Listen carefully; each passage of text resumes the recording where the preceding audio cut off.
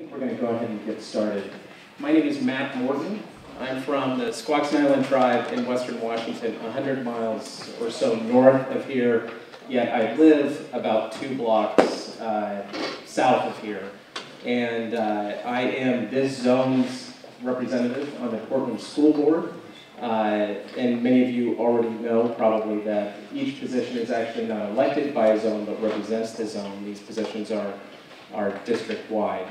And the first part tonight is actually going to be focused exclusively on enrollment and transfer. And I want to, in a second, kind of introduce the topic, introduce my colleagues on the board, or actually allow them to introduce themselves, and then set some of the ground rules, how we want to see the conversation and the dialogue happen, how we've seen it happen really successfully in the town hall setting over the last several months.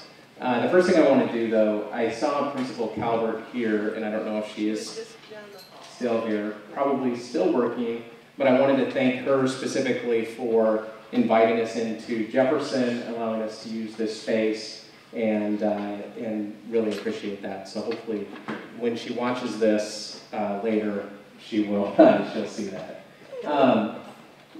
Let me go ahead and pass down the microphone and let my colleagues introduce themselves. One second. My name is Tom Curler, and I live in the Franklin neighborhood. I am Bobby Regan, and I'm in the Lincoln Cluster neighborhood, and 2 kids graduated from Portland Public Schools. I'm Greg Delisle, and I live in the Cleveland and what used to be Marshall High School cluster. Hi everyone, thanks for coming out. Ruth Atkins, I live in the Wilson cluster. Steve Buell, and I believe that I live in the Jefferson. Thank you all. So a couple of quick housekeeping items. One is this is recorded both in writing and video. If you do not want to be on video, please let us know and we'll make sure that, that you're not. We'll pixelate your face or you'll just be off camera. But all of this will go out available to the public to see uncut. And so everything that's said here will be available entirely. What we want to do, and what has happened really successfully in the past, is really look at this as an opportunity to have a dialogue. And it's important for us to, as representatives of the voters, representatives of all of you, to actually hear what you're feeling, hear what you're thinking in this first hour about enrollment and transfer. We'll continue that as far as we need to, but then we'll talk about some other, after 6 o'clock, we'll talk about some other district issues as you would like to talk about them. But there are going to be 2 microphones, actually 3. This one up here that we can pass back and forth, and then one out in the audience. And I don't know where those microphones are now. Excellent, in the back. So just kind of popcorn style, stand up, raise your hand, you'll get a microphone, you'll get a chance to make a statement or ask a question. What we ask is that no one person dominates the conversation, and we'll hold to that as well. And we leave around 2 minutes as an opportunity to talk. There'll be obviously some questions, and there'll be an opportunity for us to answer. There's also some of the SACIT representatives in the room tonight.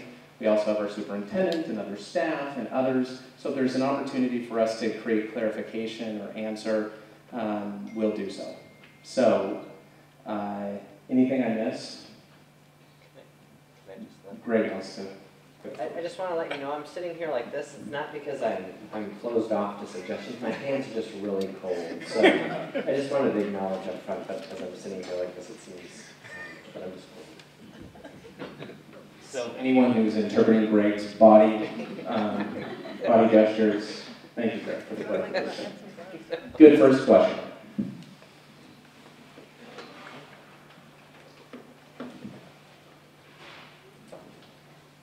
So we're open to questions or comments, or let us know why you're here.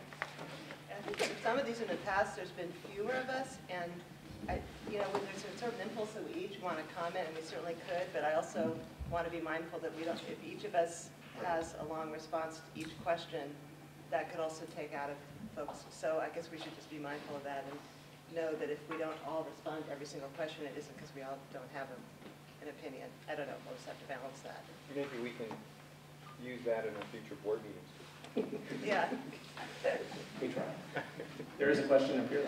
I got a statement, actually. Excellent. Go ahead. So, hi, my name is Taylor Marrow. I live over east of 82nd, just below Rocky Butte, in Madison South neighborhood. My son goes to Jason Lee.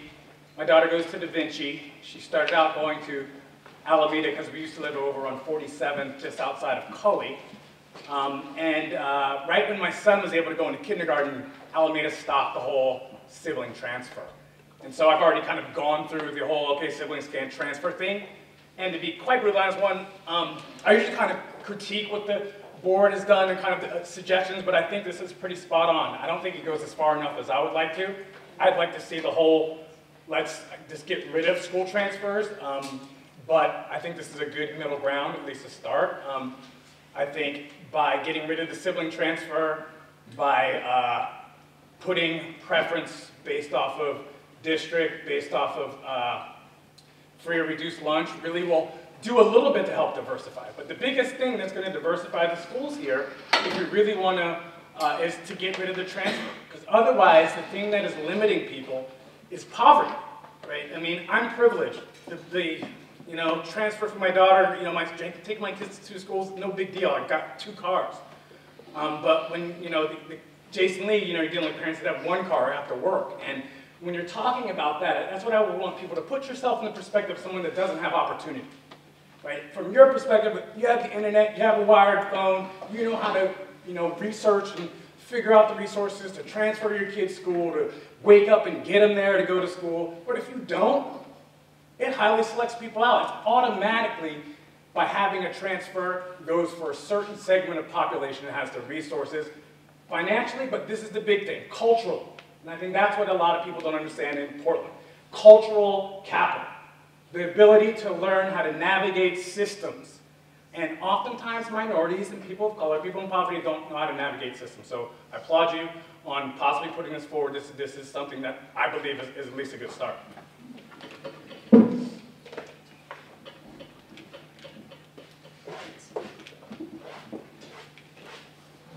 Hi, I have a question about siblings, particularly siblings in the Spanish immersion and any of our language immersion programs. My name is Irene Taylor Brodsky. I have 2 children at Ainsworth Spanish immersion and 1 coming down the pipeline in 3 years. And I fully intend him to be a Portland Public School kindergartner, and I'd like him to be at Ainsworth. I really took to heart what you just said. I completely agree with you.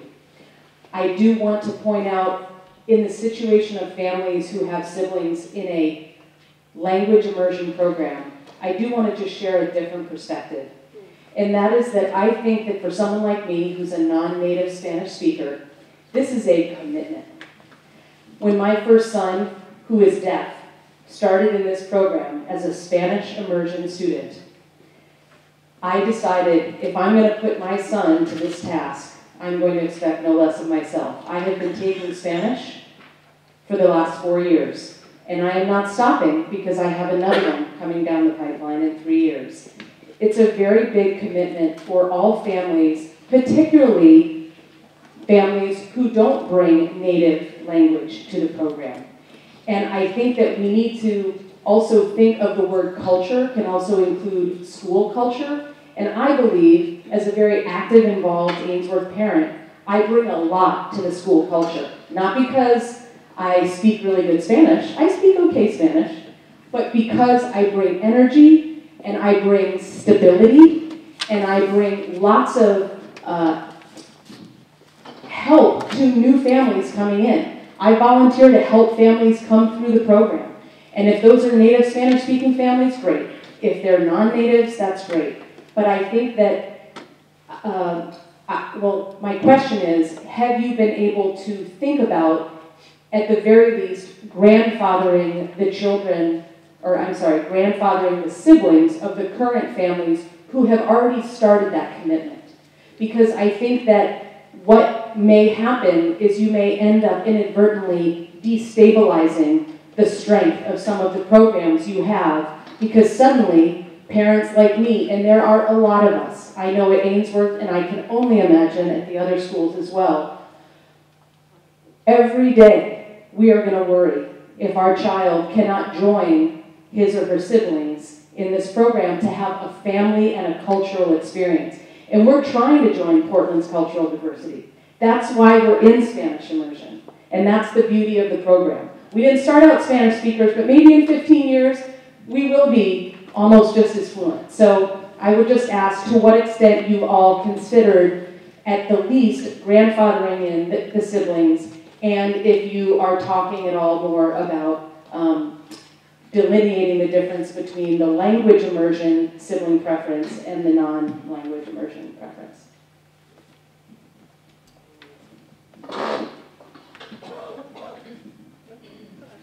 Hi. Thank you both for your passionate remarks. I will tell you that this whole notion of sibling preference is one that I'm really struggling with in the SACIT recommendations, because I really appreciate what the, I'm sorry, we're using the acronym, Superintendent's Advisory Group on Enrollment and Transfer.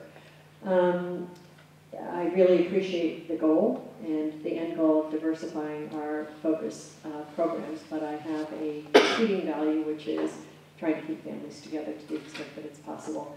And so I am still looking to see some other simulations and some other discussion around the sibling issue to see if we can somehow do it all. So I'm still in the middle of that struggle.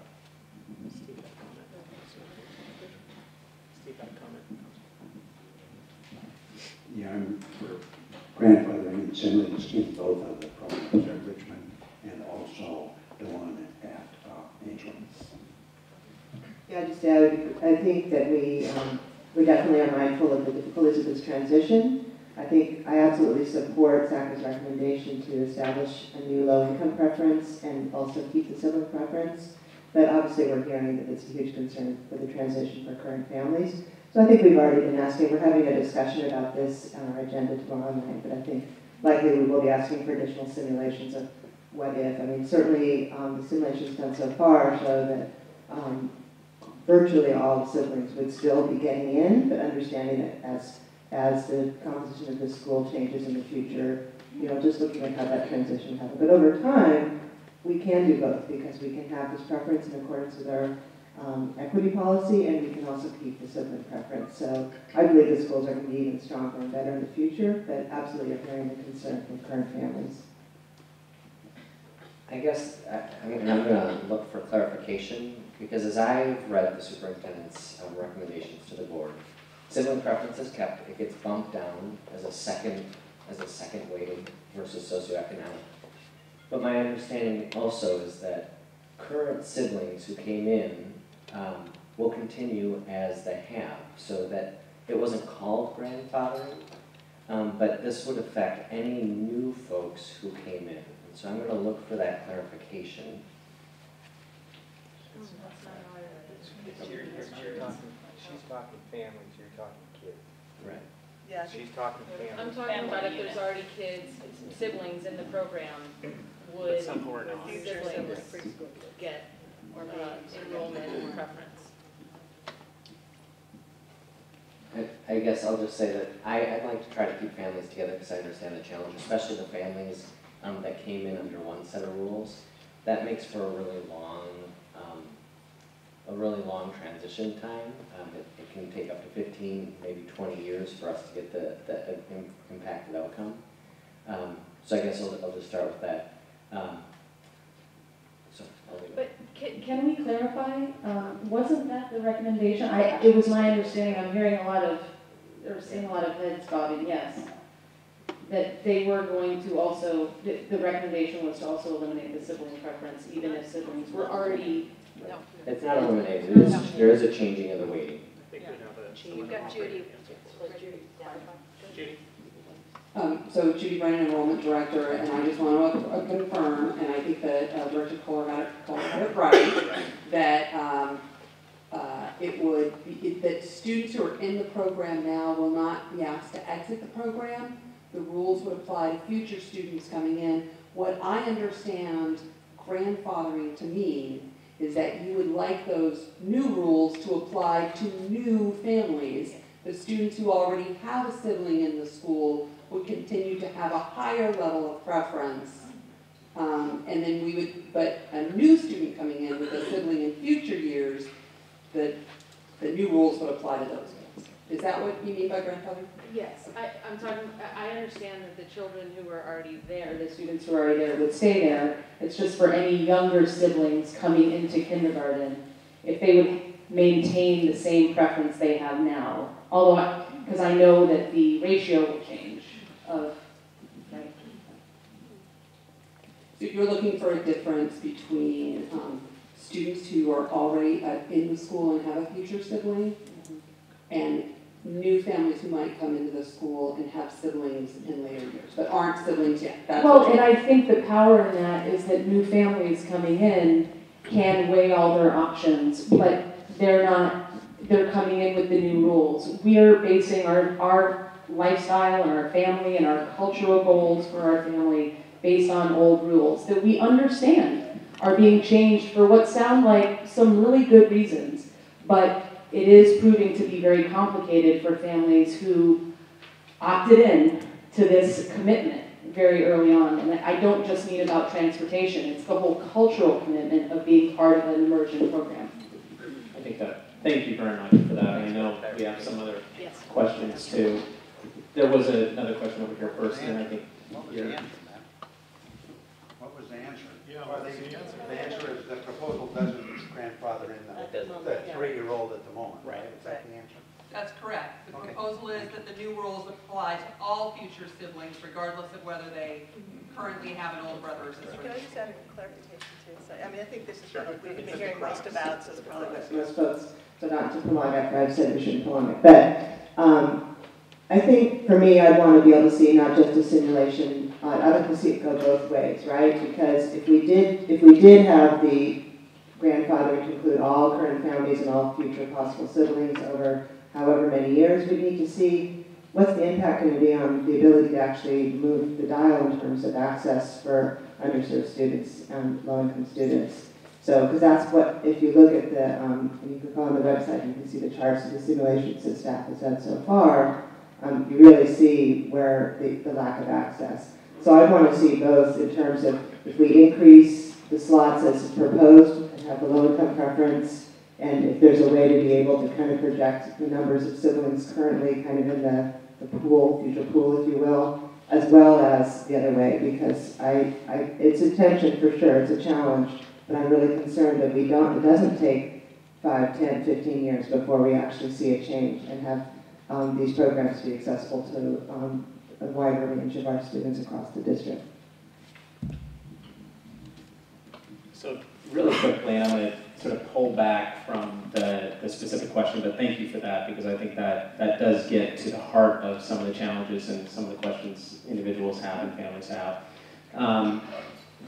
Each of these, in fact, each of the elements of the recommendations have a similar pivot point. And I think the challenge that we have right now in the work, and thankfully SACIT has presented this as an opportunity for us and the superintendent, but the challenge now is to how do we create, in a parallel process with our racial educational equity policy, how do we create an opportunity for students who haven't had an opportunity before, so it's in line with that. How do we continue to build healthy schools across our district, whether they're focus, option, or the neighborhood schools? And I think the third is very important, and to your point, is how do we do this without creating harm to the current situation, and where there isn't harm that is already occurring. And that's a big order right now across this district, and it's also a long game. it's also a very long game that's going to take time to see how things transfer and how things move around and shift. And I think that's why it's so important, and that's why, as Ruth mentioned, the board is looking at opportunities to see, okay, run this scenario. What do we see based on what we've heard and what we've seen in the past? What do we see moving forward? The thing that is going to be hard to see is how do we get, particularly students of color and underserved students, how do we get them engaged more in these programs where they haven't been engaged in the past? And to your point, and for various other reasons, how do we do that? Because we haven't seen that and what effect that's going to have. So I think there's a question over here. Thank you. Yeah, a question and comment. My name is Melissa. I'm a parent volunteer in this cluster. And I've lived here for a pretty long time. And I just need to acknowledge the current harm that's being done by the current enrollment and transfer policy that weights siblings first. I feel like the conversation is really being controlled by a very small portion of our district. And we're not acknowledging the tens of thousands of children that you are responsible to be looking after, whose siblings have guaranteed access to their neighborhood schools. So in 2006, there was this really long and a little bit boring report done by Multnomah County for PPS, and I don't know if you've read it. I would encourage you to do it. It's, again, boring.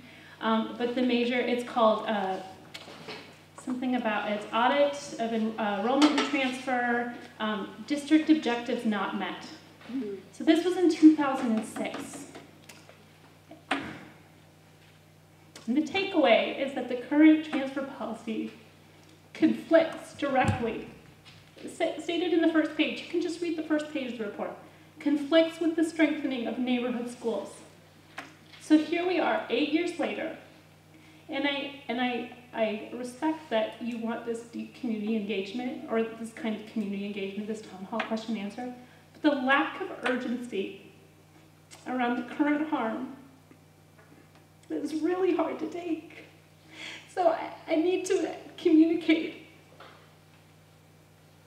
I need you to affirm that you do feel urgency about this. Because this is only the first lever that you're pulling in our racial education equity policy. This is just the beginning. You're on an amazing path to right the district with its own policies. And this is the first one, and then hopefully there'll be more.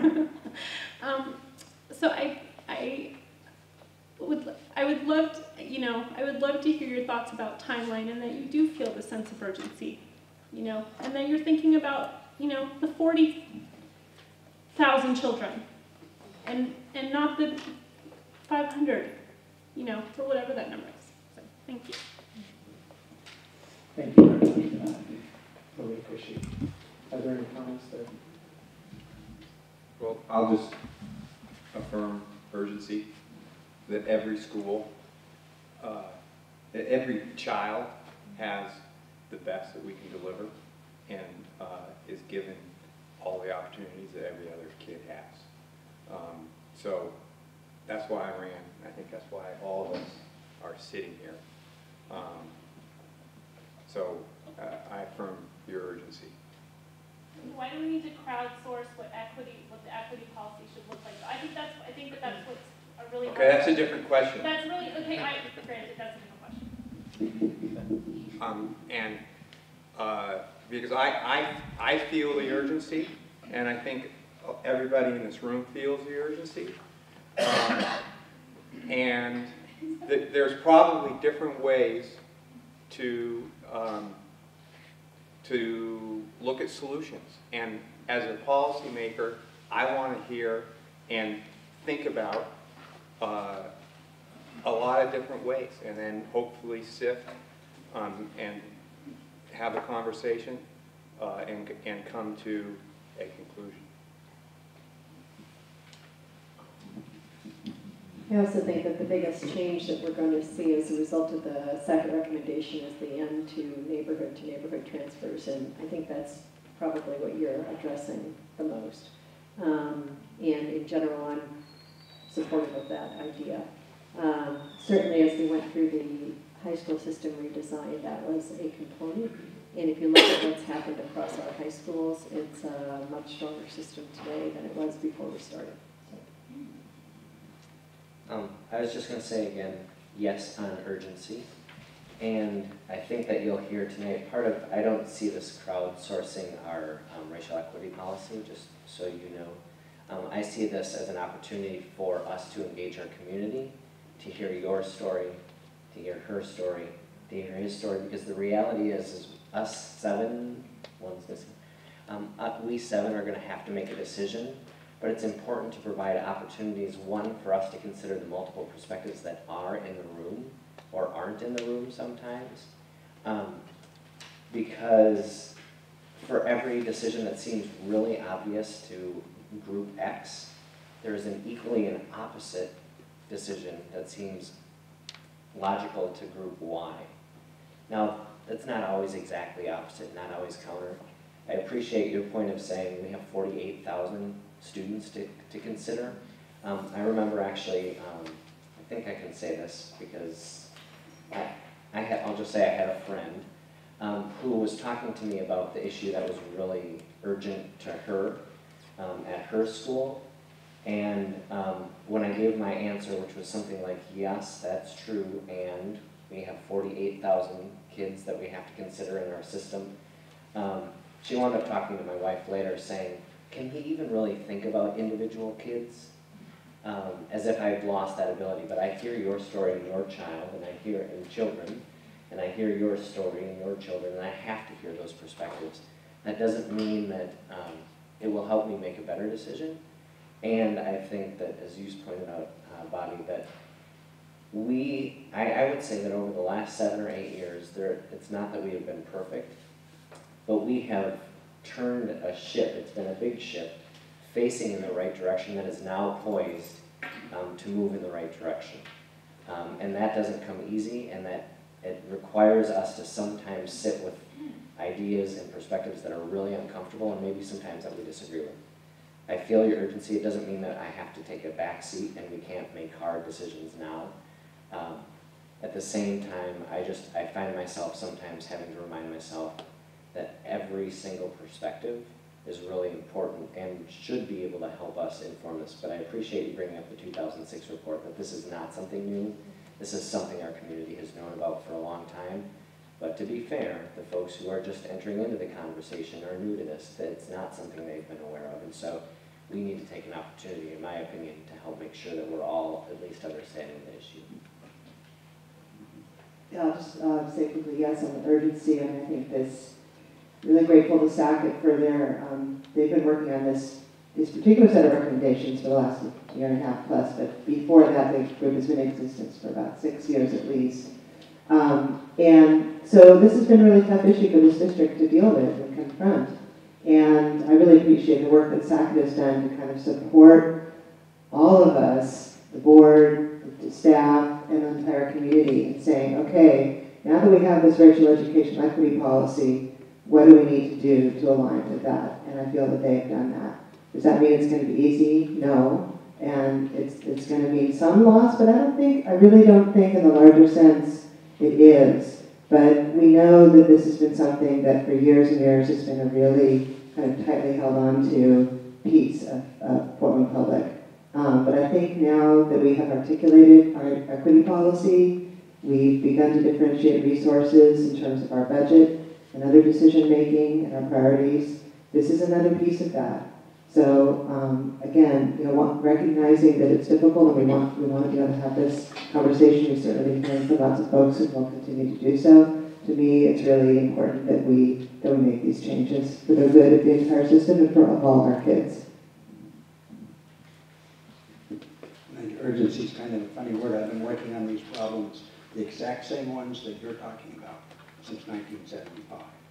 And that was the exact same type of problem in 1975 that you're talking about now, which there wasn't a diversity. You had a lot of schools that were not doing well, and it's been a hard, long thing. So yes, there's urgency there, absolutely. I feel very frustrated on the school board trying to make improvements in schools that we should be making that we're not making, trying to get more resources there, trying to do things that we're not doing. And I was frustrated in 1975, and I'm frustrated in 2014. And I'm sorry, a lot of people they don't take the time to sit down and talk to me about what I've done over the years on these issues, but I'm a big fan of the SACA recommendations. I like the fact that it's the step that we need to take, absolutely. But all these other steps, that's not going to make it work by itself. We have all these other educational steps that we need to take that we're just dragging our feet on, dragging our heels on, not doing them. Things that we did that. There was a period of time when we did make some huge educational gains, but we're not there now. We're not even close to there. Now we've got all these other things that get in the way that shouldn't be getting in the way. So yeah, I feel a sense of urgency. It started in 1975 when I went to my first school board meeting and realized, wow, there's a lot of things that need to get done that just aren't getting done. And I feel the exact same frustration today as I felt in 1975. So yeah, sense of urgency, sure. But let's be serious about what we need to do, and let's not be afraid to have the discussions that we need to have. We're not having the discussions at the school board that need to be had around this. A lot of people who were really upset about the Jefferson cluster, or they were upset because they got cut off and they didn't really have their say, now they seem not upset when other people aren't having their say. We need to bring everybody in. There's 48,000 children, that's true, but we need to bring in and actually have people have their say and allow them to do that, because then they can feel part of and they can support what are some really serious steps that we need to take. Hi, my name is Kelly George. I have a first grader at Woodstock.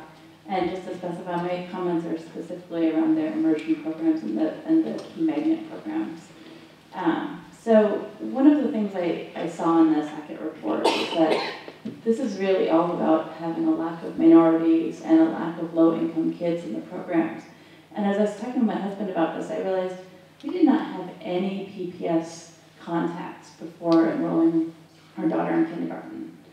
And I tried to think back, and I'm like, well, how did I know? I knew about the program because I had friends whose children went through the program. So we specifically sought out the program because we knew about it. But as the first gentleman pointed out, not everybody has access to the internet, access to a phone line, the ability to go search out these opportunities for their kids. And I felt really disappointed. I'm like, PPS, you've got all these fantastic programs. And personally, I don't even really know, besides Da Vinci Art School and the language programs, what all the opportunities are. But I know there are more out there. So I'm wondering, I have 2 points. One is, why don't you advertise all the great things you've got? Because you can't reach the low-income families and all the low-income families that you're hoping to reach and all of the minority families you're hoping to reach just by focusing very specific areas. I know with the King program, when they were trying to fill the Mandarin spots in the King program, from what I understand, they reached out to Albina Head Start and Siblings in the program. What about families who are already at King? What about all those kids coming into King who were not through Albina Head Start, but also did not have families in King already? How are those families to find out the program even existed, except to show up on the first day and go, oh, you've got Chinese now? Cool. So, yeah, thank you so much. Thank you so much for bringing that up, because that highlights one of the tensions, because over the years, as there's been the concern of focus options drawing away from neighborhood schools, the district has really said to focus options, you can't do that outreach. So absolutely, that's fed into the very issue you're talking about. So as someone else pointed out, this is just one piece. Absolutely, there needs to be a whole new type of outreach, working with culturally specific organizations, getting where in years past, some of you remember, if you're as old as me, when there was like the school fair where you would go, and it was kind of horrendous for the staff because they were there trying to sell their school. So that was like one approach back in the day to try to get the word out. And so I think absolutely we're going to have to figure out that balance of being able to do outreach to folks who haven't been served and haven't had access. That's another piece, transportation, access, and being able to get to the programs. Their location, they've been sited in Southeast mostly. So we have a lot of work to do, for sure. I'll just stop there. I just want to add a comment though to the transportation. That was another point I wanted to bring up, is that I have another friend who's in the Mandarin program and lives in North Portland. She lotteried in. And she just found out when we were talking a few weeks ago that there's a bus that comes from North Portland to Woodstock. She said, what do you mean there's a bus? I called PPS and they said, no, there's no bus. So not only sharing the knowledge that these programs exist at PPS, but that some of them have transportation opportunities to them. And I believe the bus goes to Richmond as well. I'm not sure where else it goes. I'm not sure whether programs have buses. But we get communications from Multnomah County all the time, you know, that go out to all taxpayers, go out to all households.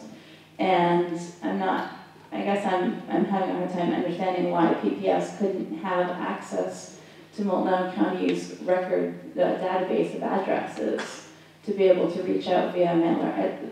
I like the idea of a school fair, but again, if you have a low-income family working jobs at different hours, it may be difficult to get to. Getting something in your mail, a couple-page sheet saying, hey, if you have an incoming kindergartner this year, here's all the opportunities, here's the dates you need to apply by, here are all the ways you can apply. It will be great. And then the other point I just wanted to make quickly, sorry, was if the sibling preference is cut, for those low-income families that do lottery in and live in another part of town, how can they possibly manage a double school drop-off? I think about us, how could I manage a double school drop-off if we were split between two schools? They still have both preferences, though, because they would have a low income and a sibling preference. Okay. So I thank you so much for your question. I think it is slowly, does it have the urgency and has it had the urgency? Absolutely not, in my opinion. But 2 years ago, All Hands Raised brought together a collaborative called the Ready for Kindergarten Collaborative. And Multnomah County is represented on that collaborative too. So there is that data sharing that's happening right now to get parents, families informed on when to register their child for kindergarten, how to inform families about what's happening across the district. Who gets that? Where does it? Because we had a kindergartner last year, I never got anything. You know, I can't give you the specifics. I think this year going into the this kindergarten class is the first one that was identified. I don't know if that's your child's kindergarten class.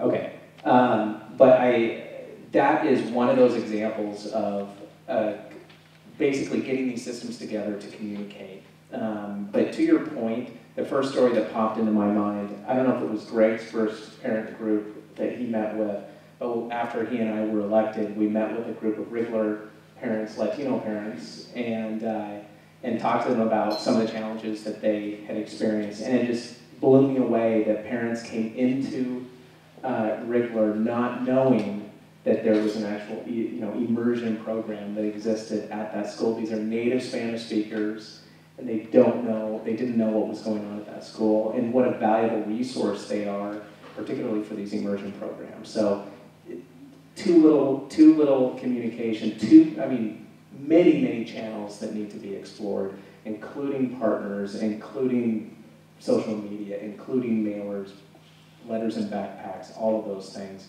And each and every time we communicate with families, I think that needs to happen.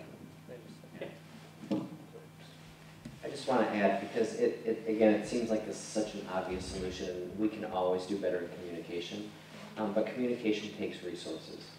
In the past 5-6 years, we have been going the wrong way with resources. In fact, we often get criticized for our large PR staff, as they call it, instead of our community involvement in public affairs, which is doing many things. So I don't want to dismiss it as saying it's just that, because we can always do better. But if you think about political campaigns, the amount of penetration that it takes to make sure every family, because every family does not pick up their mail every day and read it every day, and sometimes even school calls home. Their experience with school is that they're not calling for a good reason, so they're not even going to pick it up if we did a phone call. So it sounds reasonable, and it is. We need to get better about communication, and it sounds like with those SACIT recommendations, we're looking to do that. But it's just not always as simple as it seems, and especially in a resource-low environment. I misplaced where the other microphone was. Can I just Okay. add one thing real quickly? There is someone back I think one of the things we have to be careful about is that even if we approve the SACIT recommendations as is, we're not going to magically next year have, diverse schools across the district or schools that look like the demographics of the neighborhood across every district. It's going to take time, it's going to take communication, it's going to potentially take transportation. This is going to be a process, so this is sort of the first step of the process. Oh, right, yeah, you, and then you could just pass it back after. Go ahead. Yes, you first. Thanks. I just, my name's Stephanie Gabriel. I just wanted to build on what she was saying. Regarding lower income and siblings, what we saw from Judy Brennan was that right away, or for the past 6 years, the simulation wouldn't make a huge impact right away, and that it would only impact really 3 or 4 families. But as we go on, it'll make a larger impact.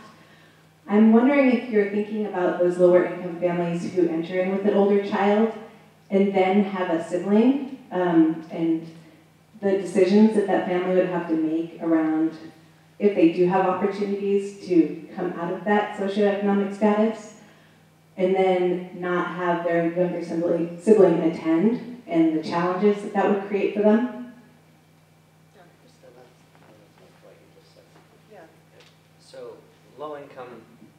No, what she's saying is after, if a low income person enters in, has a sibling, and then has the fortune to get above, but it's just a line. Right. And now all of a sudden you're above a line, but you're struggling like hell.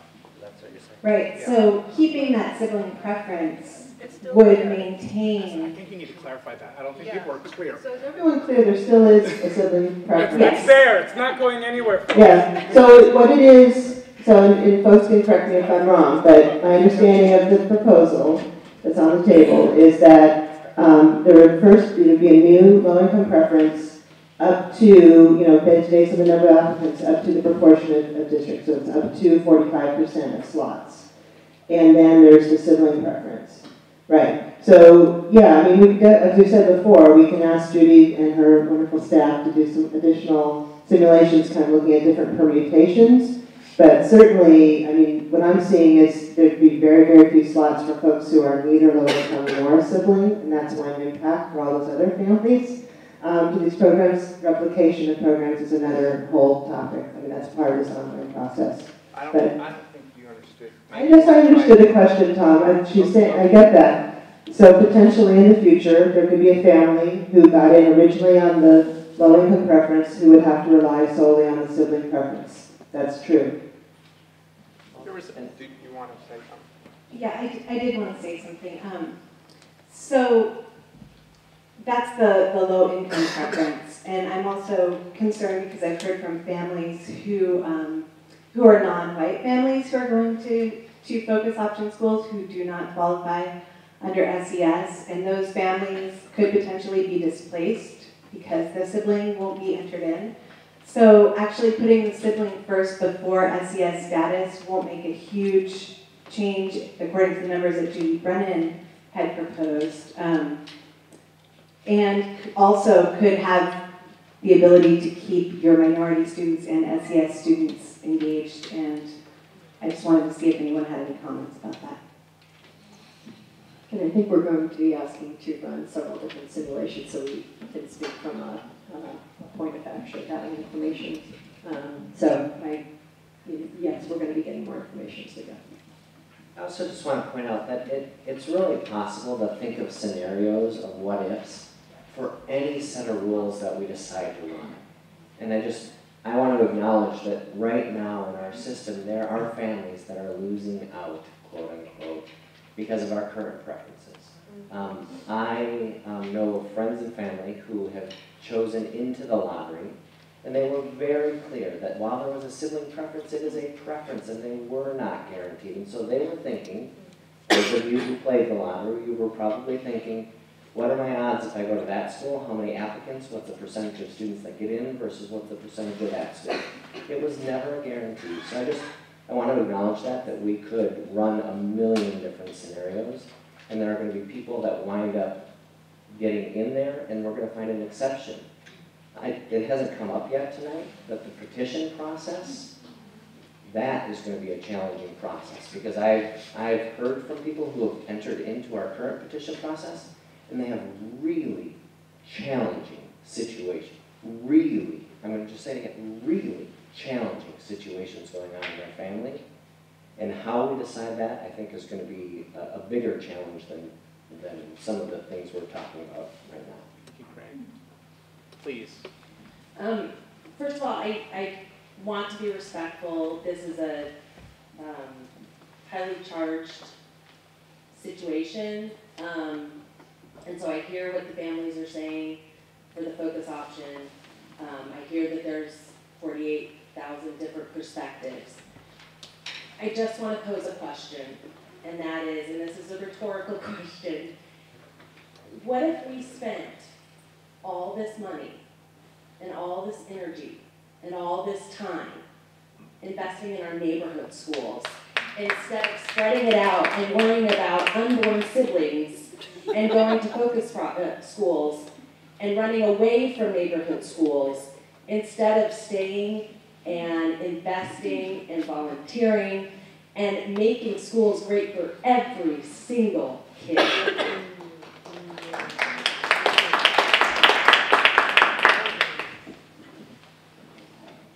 I know it was a rhetorical question, which means I don't have to answer it.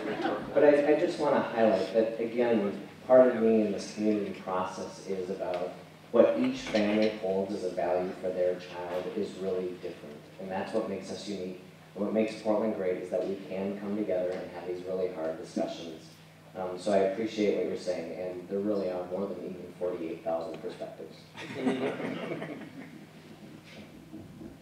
I'd also say that there are times when a family is looking for something that is beyond a neighborhood school. So our first obligation is to have strong neighborhood schools across the city.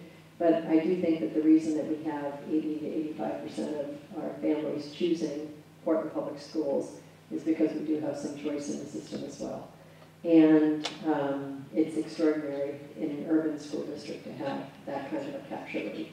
So my personal goal is that in our neighborhood schools, we will begin to have immersion programs across the board, or opportunities for kids to learn a second language starting in kindergarten, and have art starting in kindergarten, and PE starting in kindergarten. So you wouldn't necessarily feel the need necessarily to transfer to something different. But at this point, you know, we have a remarkable capture rate, and the goal should be really, really strong neighborhood schools and some element of choice. There are a couple questions right here. Oh, you have the microphone. Great. First off, I want to say thank you very much for taking the time to hear what we have to say. And I was really heartened when I heard your comment about the interest and the need for looking at additional simulation information before making the decision about the possible impact of the proposed policy changes to the lottery. In particular, well, I'll just say I have a daughter who's a kindergartner at a magnet program whose focus is the Japanese language, and we sent her there. We entered the lottery because we really value cultural diversity, and we hope that her sister, who's 2 years younger, will get a chance to go there as well. And we also agree that the increase, providing increased preference for students of low-income families is going to be a positive outcome for the school. But I'm wondering if there could be interest or simulations looking at reversing the priorities of the two and looking at the impact over time of increasing or maintaining sibling preference and also increasing percentages of low-income students in the schools. The only other comment I want to make is I've heard a few people say that based on the enrollment information from the last several years, it's clear that there will be minimal impact in the short term going forward. And I think that's a little bit of a misunderstanding because we're assuming that everything is going to be the same moving forward. And we don't know that that's going to be the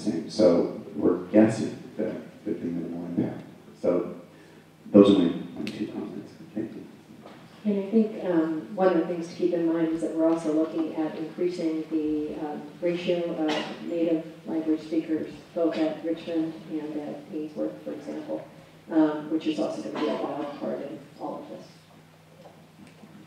There's a question over here, and can you pass your microphone right behind you? Was there a question over here?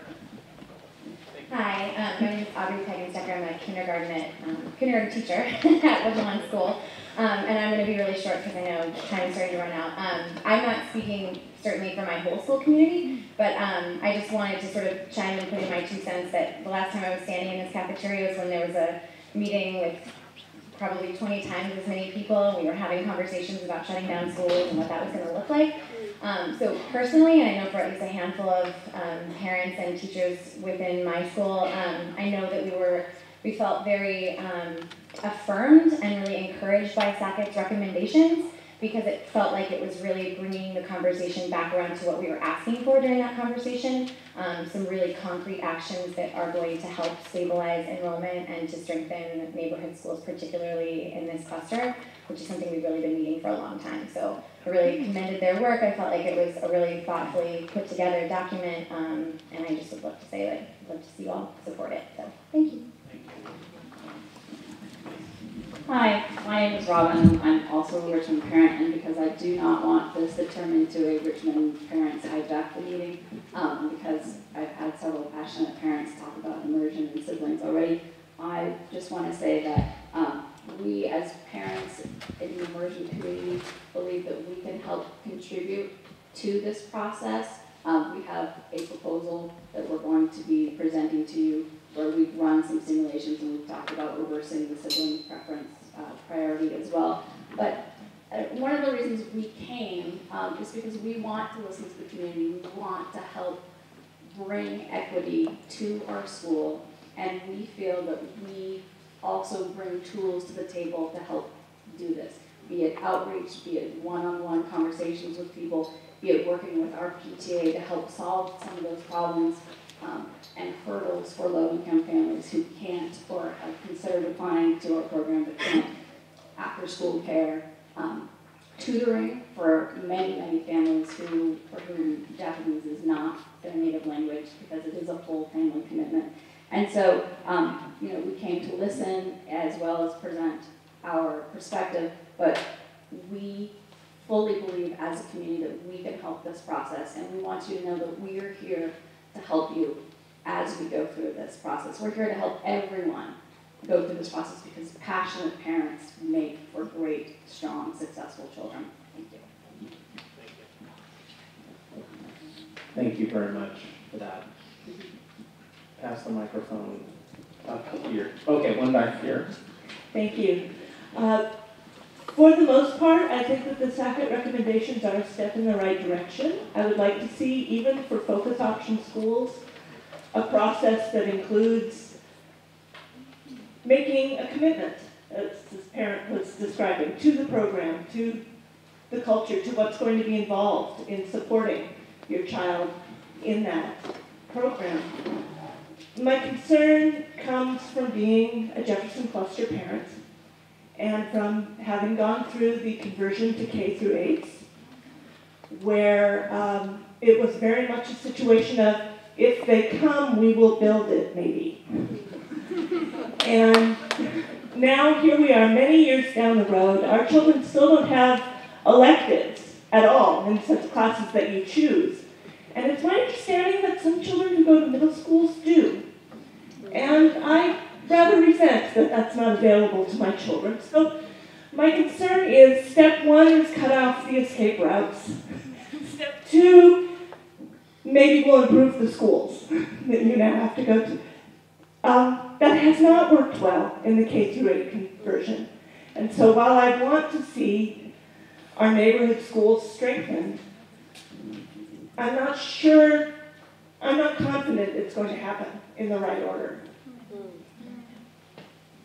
Thank you. So, so the mechanics of how we move forward to increase equity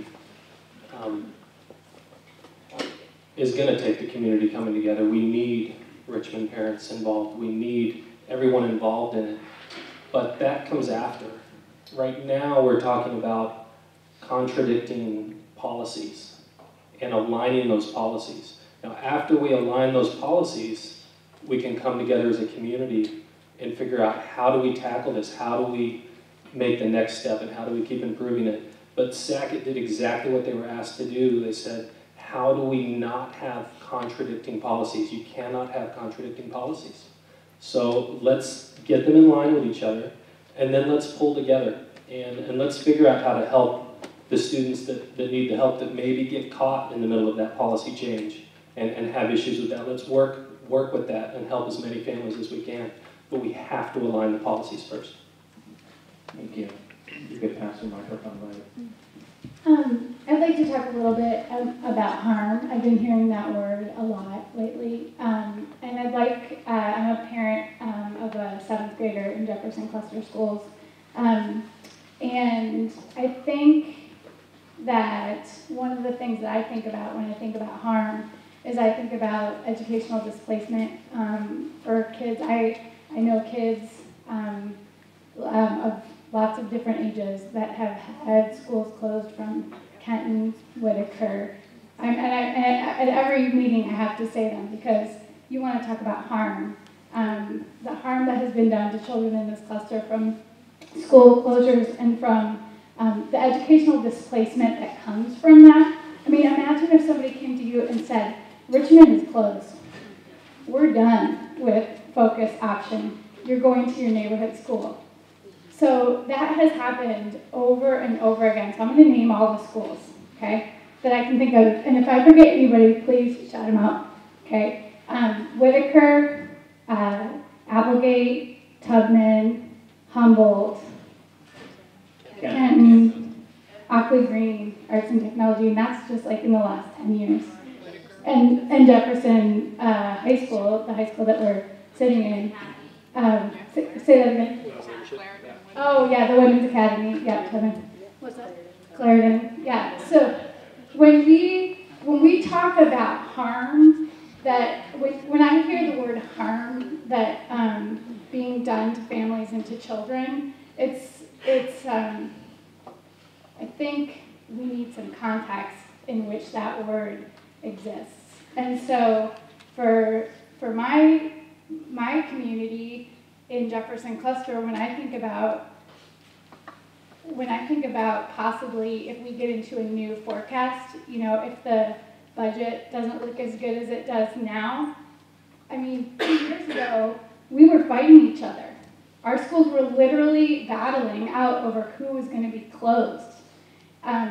So the district balances enrollment on the backs of the children in this cluster, not on the backs of the children in other clusters or in focus option schools. And so I just want, when you're going to use the word harm, I want you to really think about what that means. Because it means something different when I hear the word harm, I think, than when you hear the word harm. So I'd just like you to think about that. Thank you very much for that comment. I want to recognize just a little bit of a time transition. We can continue to talk about enrollment and transfer during this time, but we are sort of moving forward into the next part of this. Like I said, we can continue to talk about it, but I do want to take the opportunity. There's another hand raised over here to again thank Principal Calvert for inviting us into Jefferson.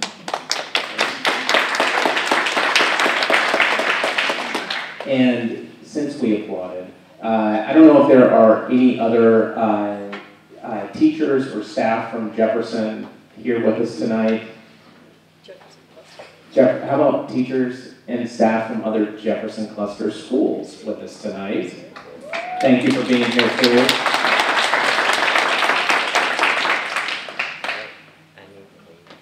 Greg needs to leave. Thank you, Greg, for coming. Sorry, I wanted to get here to hear the enrollment and transfer, but I can't stick around for the other part of the town hall, so apologies. Thanks, Greg. But let's continue the conversation going. I know others arrived for this portion, and hopefully the person who had her hand raised has the microphone, so please. So my question is directed toward the Jefferson Town Hall. So that's good timing for me. One of the things I wanted to ask the board about is, the second proposal is just one lever. And we talked about other levers tonight. I think Mary brought up one about programming, K-8 we've talked about, and the perception of that our neighborhood schools are just as good as the focus options or the emergent schools. And I'm a beach parent here in North Portland, and my child goes to the neighborhood side of the school, not the emergent side. And one thing I wanted to understand is, how do you guys, as board members, get input from our teachers? Because our teachers are connected to students that don't have voices. So, like in my kids' class, I know that our teacher, I'm one parent that comes to these meetings that may be on social media, that may even go to the PPS website, but I know my teacher is in contact with the other parents of the other 28 kids in that class. And that teacher has a really strong understanding of what those kids need. And I guess my question to you as board members are, how do you seek input from our teachers? I was at last night's Blazer game with a teacher. I say it kind of tongue in cheek, but I'm friends with many teachers in our school district. I constantly and consistently speak with teachers. There are, a few thousand teachers in our district.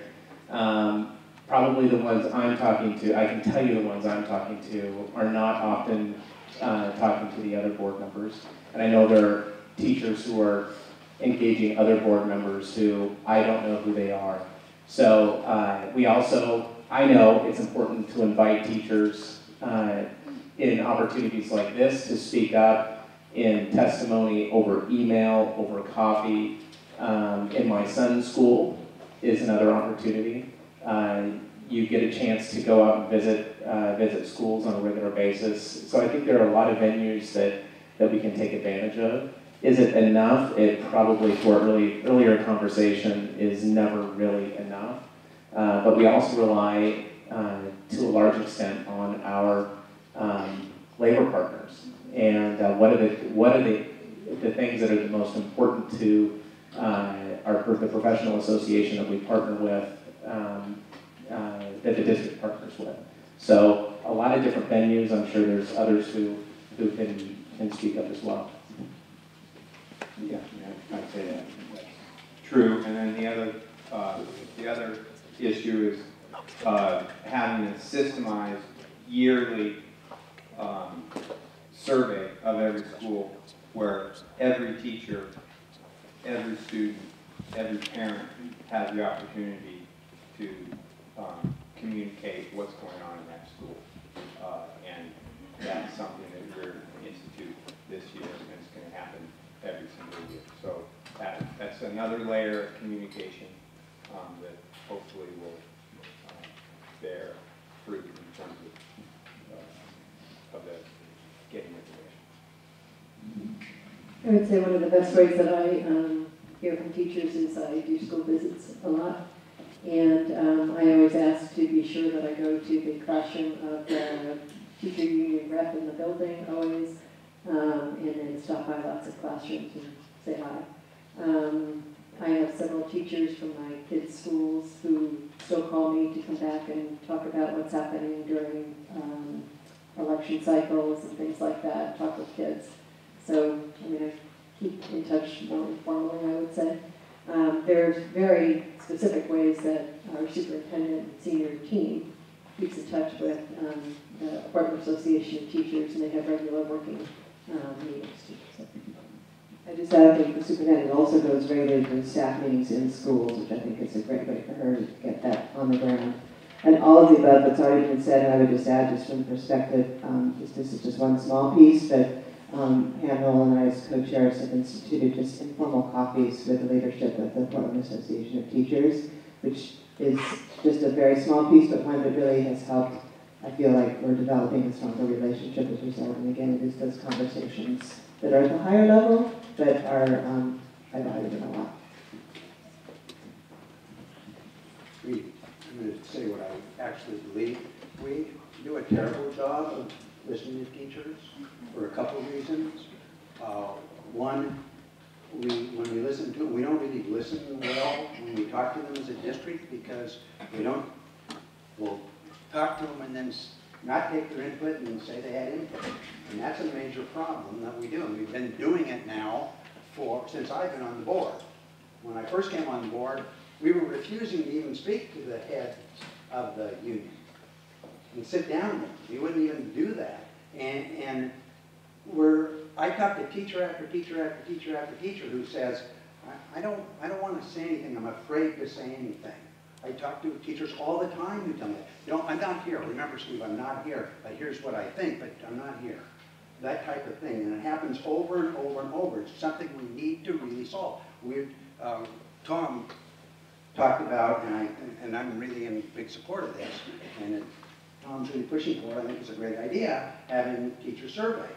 Well, we are going to have a teacher survey and a survey of parents, a survey of different various ages of children. And when we got to the teacher survey, and I'm on the survey committee, I asked, what have we done so far? What have we done to include teachers up front in the teacher survey and ask their opinion? We haven't done anything. We haven't looked at it. So this idea that we're doing well with teachers is, no, we're not. We're doing terrible. If you sit down and actually talk, and I always said, I taught 40 years, and there's kind of 3 types of teachers out there to some degree that deal with school board members. Teacher 1 is the one that works their tail off and works and works and works every day till 7 o'clock at night and goes home, deals with their family, and then comes back at 6:30 or 7 in the morning and works all day, has no idea what else is going on. Teacher 2 is the one who wants to be an administrator and is going to be good on everything, and everything that we're doing is wonderful. And teacher 3 is one, often older teachers who've been around who are kind of cynical. You've got to talk to the cynical ones besides the other ones, because the first ones, they're not afraid to give their opinion because their opinion is going to be the same as you want them to hear. You got to figure out how you talk to the other teachers, and we haven't figured that out yet. Can I just have one clarification in terms of the survey? We're actually just starting to draft that. Staff is going to be reaching out to teachers along with a bunch of other partners to actually create the survey. Let me get to you just in 1 second, but I want to introduce Otto. Where's Otto? I'm here. All right, if you could come up. I don't know if you have a few words to say. We're doing this in partnership with the PTA, and I was negligent in mentioning that before, so I wanted to go ahead and mention it. You want a microphone? No, it's okay. So, did you already, you haven't done the movie or done it? No. Okay, so I suspect these people still want to talk about the subject hand. So the town hall can shift. We have not, obviously haven't scripted this. The focus of the town hall is broader than the transfer and boundary discussion. So I suspect there'll be people here who want to ask those questions. Part of what we've done at every town hall is the Oregon School Board Association has a campaign that's going on. Many of you have probably already heard about it. It's Promise of Oregon. We have a short movie that we wanted to present. Bobby's been heavily involved in this through her work at OSBA.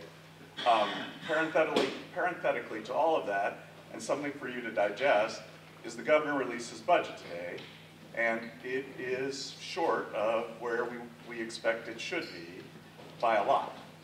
And so you have a different challenge there because most of the things you're talking about require resources. So learn about it, find out more, weigh in on it, because current services, it barely pays for current services. So should we?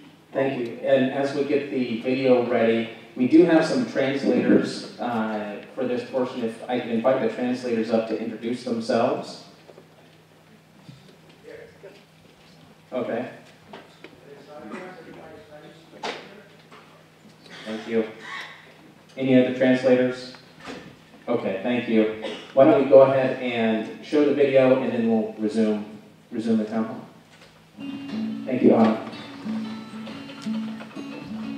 Is to try to refocus the conversation in Oregon back to our kids and the investment that we need to make in our kids if we really want to move forward in Oregon. And so much of our conversation today seems to be pretty negative. You know, public schools are bad, we need vouchers, we should be looking at charter schools, you know, PERS is too much. I mean, all these conversations, and we're just trying to refocus the conversation again to focus back on our kids and their potential. I think to that point, we know tonight it has been mentioned that resources play an important role. And Otto talked about where the governor's budget came in at.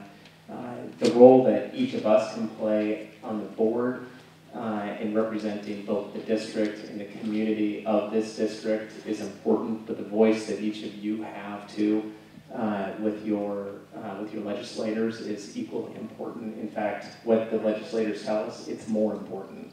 So, so please don't be hesitant to speak up about your school, about your need to your legislature, because that can make a significant difference. I saw a hand raised. Oh, please. Do you have a microphone? We have a microphone already over there for another question. Okay.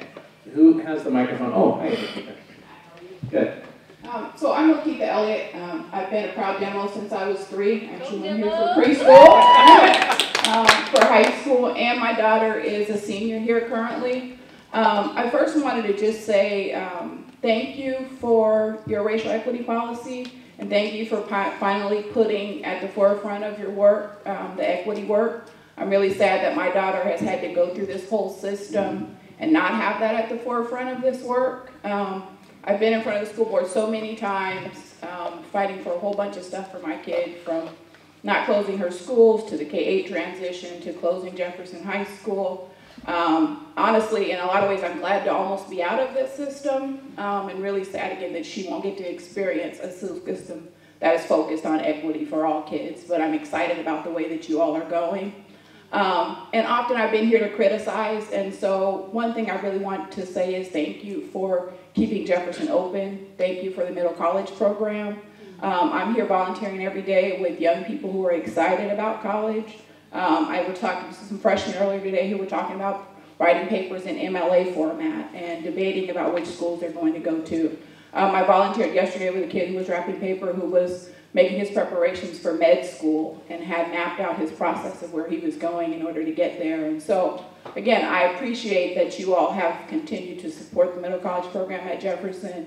But I also want to tell you that we've been talking about transfer policies for a long time. Right here in front of me is a report from 1974 that was asking why families in the Jefferson cluster wouldn't send their kids to Jefferson cluster and those kinds of things. And so it's time to stop talking and do something about it. This is urgent, and it needs to happen soon. And so, again, I appreciate that people are passionate about their kid and kids who aren't born yet. But like Jess said, I had hoped my kid would be able to go to Tubman at some point, but she couldn't, and so we had to adjust. And so families will adjust when they need to, but it's time to stop making decisions on the backs of the kids in this cluster. And so, again, I appreciate that you all support these efforts, and please do it quickly. And, you know, worry about the kids who are coming later, but for now we need to focus on the kids that are here and the kids who need it the most. So thank you. Thank you. And as we transition over here, I do want to mention, if you're interested in learning how to engage your legislator, she's the one to talk to before the end of the evening. I do want to piggyback on that. I'm a teacher, I'm a parent in the Jefferson cluster, I'm a teacher in the Madison cluster, but I'm a middle school teacher in a K-8. And so I have 2 things to say. One, I'm going to start with the positive, because that's what they tell us to do as teachers. First of all, I'm really excited about the SAC recommendations, and I feel like you're hearing them and that you do hear that it's time to do the right thing and to put the equity policy into action. So that's great. I'm on the DBRAC, which is now looking at the boundary stuff, and as I told Carol at our first meeting, I'm hopeful. It's been an excruciatingly slow process, but I feel like we're moving in the right direction. But one of the things that's going to come up in that conversation is the K-8 versus middle school thing. And, you know, it didn't affect me a few years ago when I was here, not so happy at the Jefferson, because my kids were a lot younger. But I have a 4th grader, and it's getting closer and closer. And as much as I love Vernon, there's not enough kids staying at the middle school program there to make it somewhere that I want to send my child to for middle school. And that makes me so sad, because I love that school, I love the community, I love the teachers. And so I feel like we're kind of at a breaking point that we need to do something, and we need to do it well. And the frustrating part is that's been said for years now, and I just don't feel like it's being heard.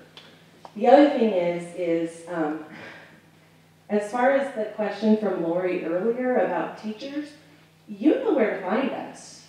You know where we work.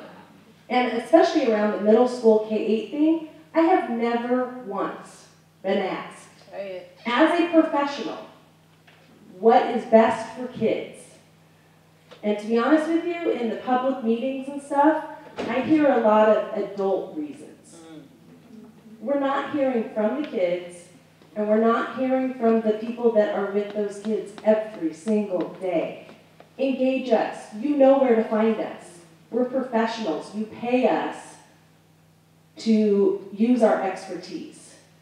I said that, how many years ago were we in this cafeteria? 2, 3? 2. I said that 2 years ago. Still haven't received a phone call, still haven't received an email, nothing.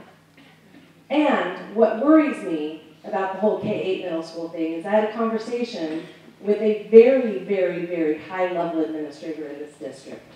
And that very question came up. And he said, no, we're not going to do anything with the K-8 middle school thing because we sold it as a good system. What? That's not a reason not to change anything. So as much as I'm hopeful, I'm also pretty scared. So. Thank you very much.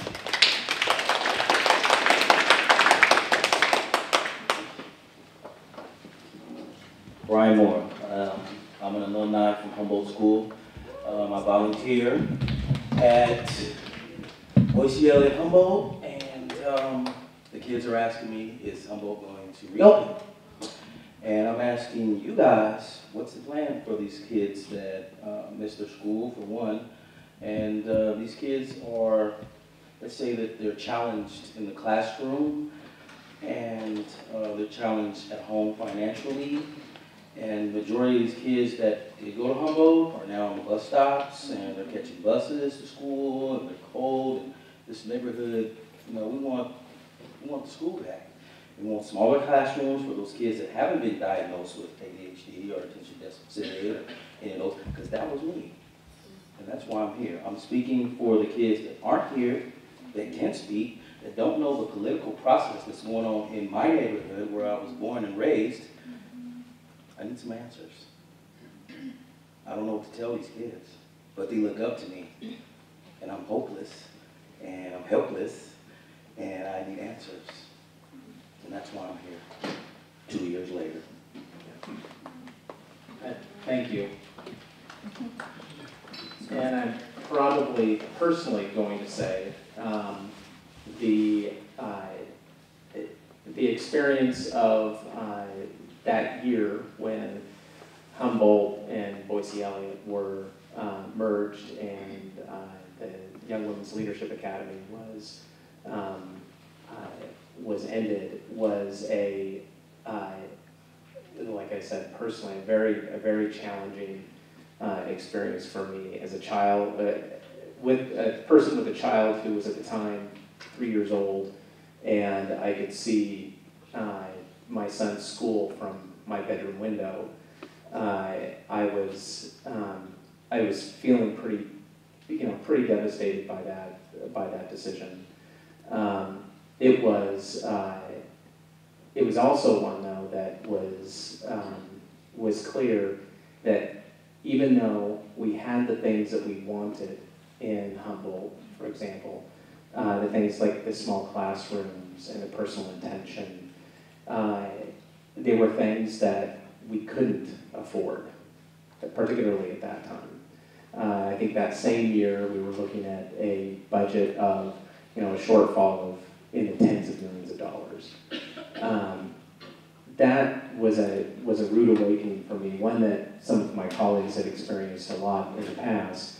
But it was also the realization that the things that are the most important to our kids are oftentimes the things that have to go by the wayside because, in fact, of those budget constraints.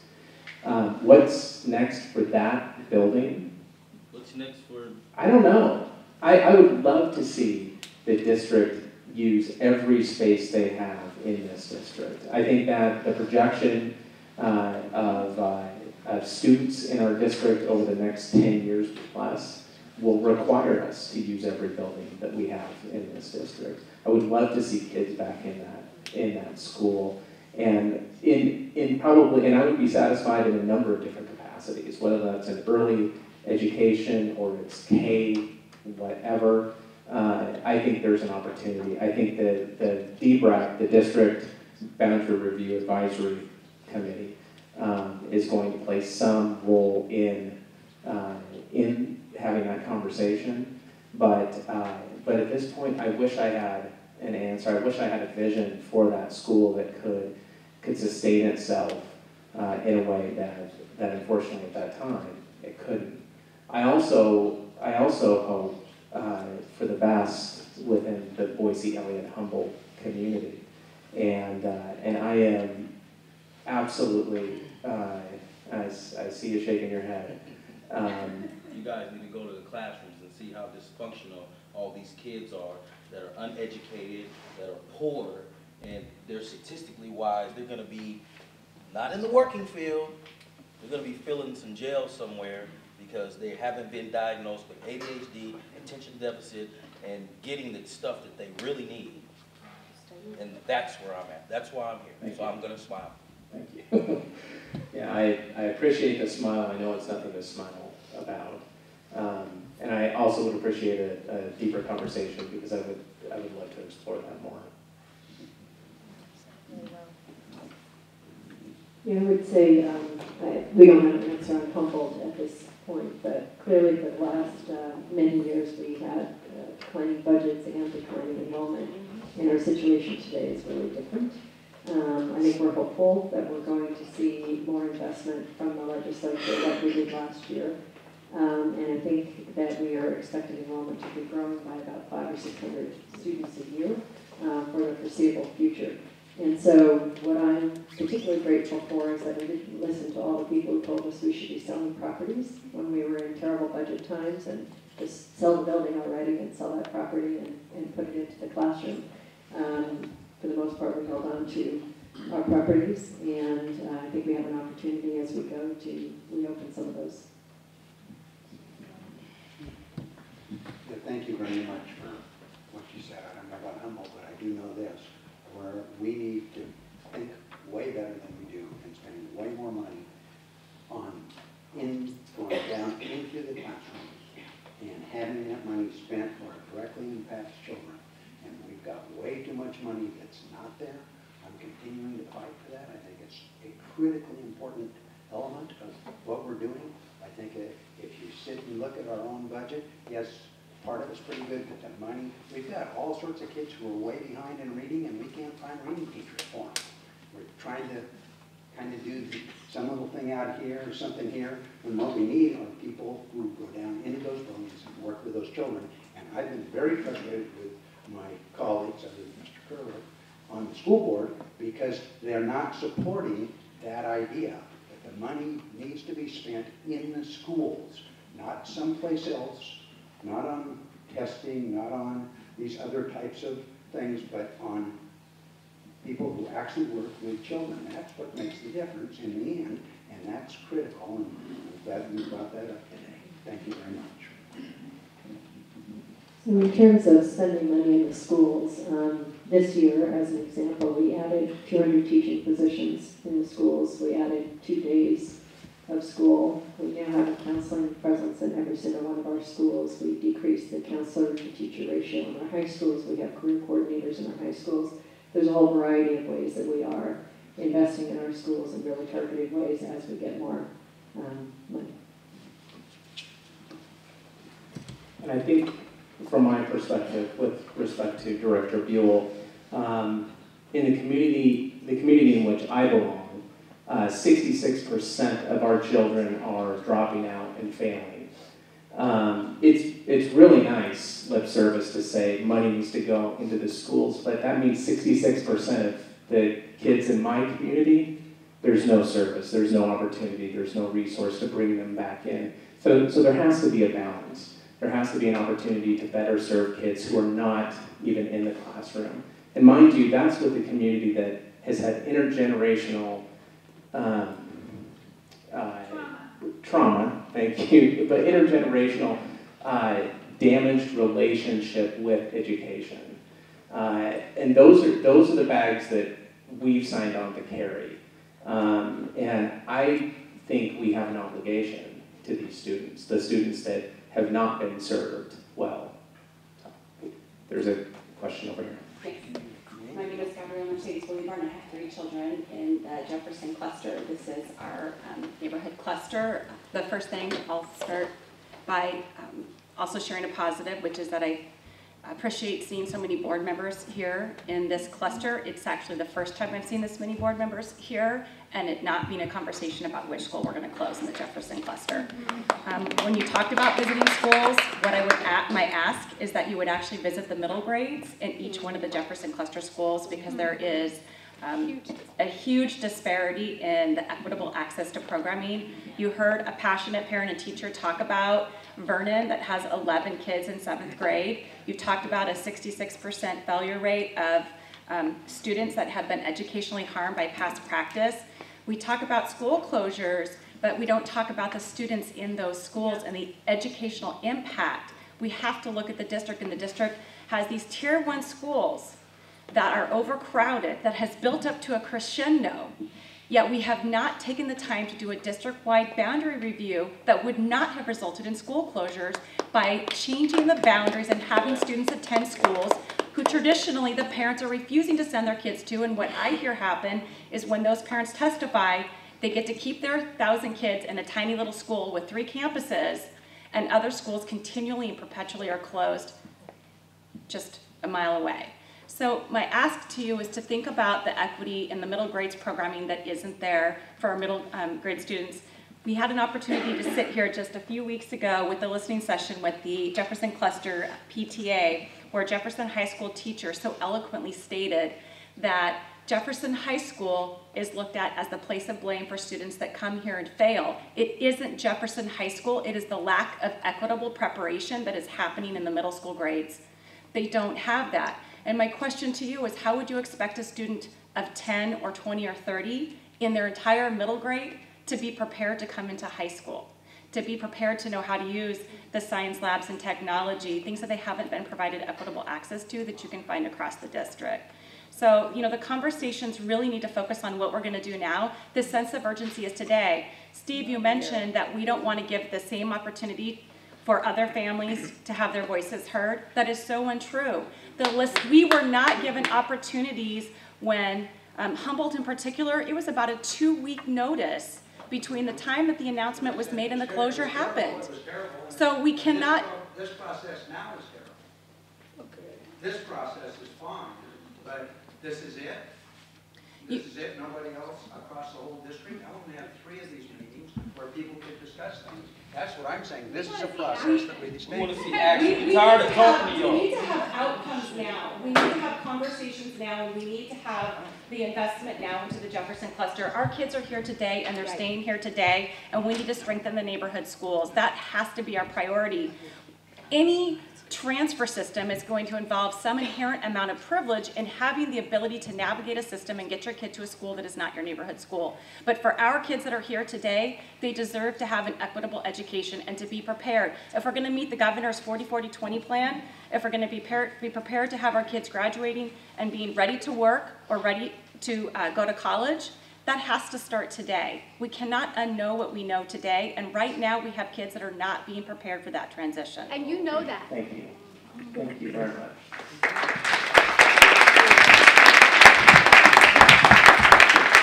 Hi, I'm Colin Cunningham, a parent of 3 PPS students, wanted Access Academy to as a neighborhood school. So I kind of had an observation, and I'll make a slight recommendation, and then close with a question if I can fit them all in. So, and also I was looking at, this thing says we're going to conduct a review, including in scope of all focus option schools, including Access Academy, and evaluating even the status, program needs, et cetera, the site, location, et cetera. And I think that's causing a lot of anxiety among people with the Access Academy because we don't know what's in scope and what's good is going to be kept or not kept. My observation is that teachers, there's too much on them with 25 students to meet the needs of every child in that room. But that's what we're told. The platitude, we're going to meet the rate and level of every student. That can't really be done when you have kids below grade level, kids way above level. So unless we have resources to bring those below the grade level up to where they need to be and set free the kids that are above grade level to go beyond, you're going to continue to have demand for a program like Access Academy, which is getting the highest achievers perhaps. So one recommendation I'll take that Access does that any school can take, it's staggeringly simple and any school can adopt it, is they have math at a common time in the school. It's so simple. So that means a kid can walk to the class that's appropriate because you have 10, 15 teachers that can teach all different gradations of math. I come up at a neighborhood school, the barrier is, well, teachers teach their subjects at different times.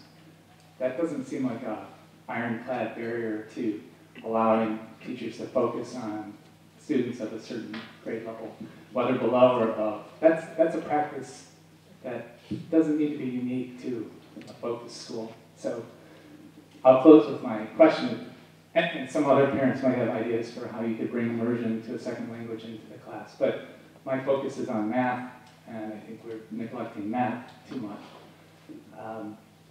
So my real question is for Access Academy, what's really in scope for review? When you say status, et cetera, that sounds like an existential threat and the anxious parent for those students that are fortunate enough to be at Access, which is not a lottery school, by the way.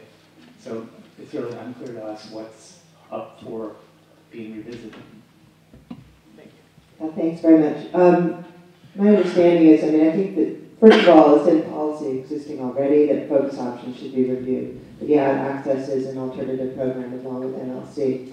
And I believe the superintendent included that just because we are having a district-wide look in terms of what are our opportunities, where are the locations of the programs, what are their sizes, what are the wait lists, and all the rest. So it's money and replication potentially too, right? So I would certainly, I get that when anything comes up, folks go to the fear side, but this is not intended to be a threat. It's intended to be, let's look at all our programs as well, obviously, as our neighborhood schools, because absolutely we're not serving kids well. We put lots of resources into this cluster, but it's not putting them to the best use of our children if we have programs that are too small, particularly the middle grades.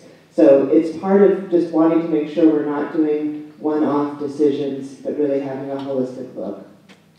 And that was part of my recommendation. If you can trickle down some of the best practices in Access or other focused schools into the other schools, you maybe don't even need Access Academy anymore.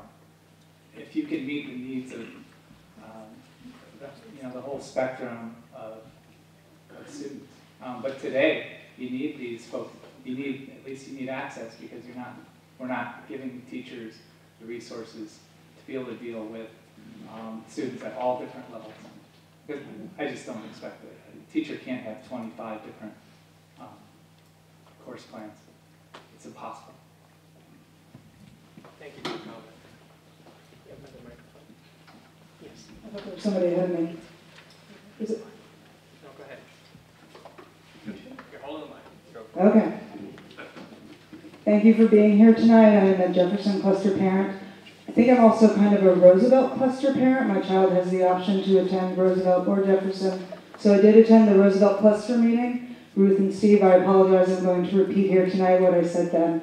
I just wanted to press the point made by the Vernon parent and teacher over there and Gabrielle over here about the long past due need to resolve the middle school programming issue, the middle schools versus K through 8s. Sorry, Ruth and Steve. And it's not exclusive to the Jefferson cluster. Some of you may not be aware of this. There was I believe it was a Madison cluster listening session, Madison cluster listening session during the spring, and I got the name of the school right this time. There were parents from Harvey Scott School who were testifying about how the middle school elective offerings at their school were office helper and cafeteria helper. Hi, Richmond parents. What do you think of that? It's appalling. I say that as somebody whose child does not attend the Madison cluster. I say that as a parent. That's appalling. And I'm not even asking you to discuss this right here and now, but to exhort you, by reading this into the record again, to resolve this post haste, please.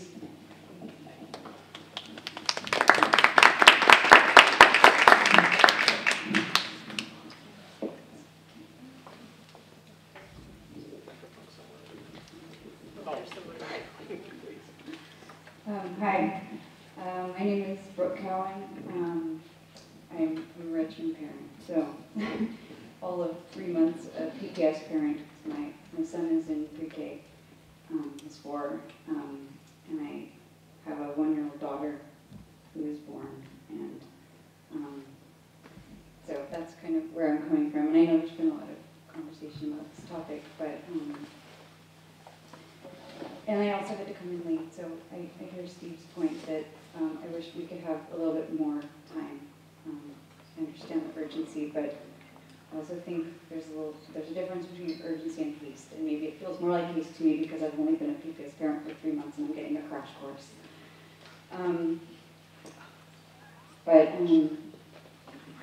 So I guess I have a clarifying question, which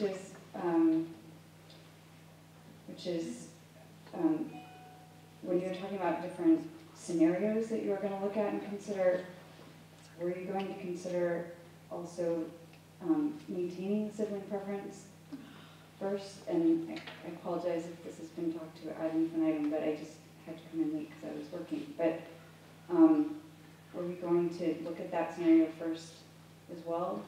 Because I haven't seen anything convincing to me that it says that having sibling preference first is at odds with helping increase diversity of programs and building on something I think you said before, instead of not really looking at edge cases and who's going to get hurt in edge cases, but looking at sibling preference as something that helps all families in focus option schools, regardless of any demographic marker.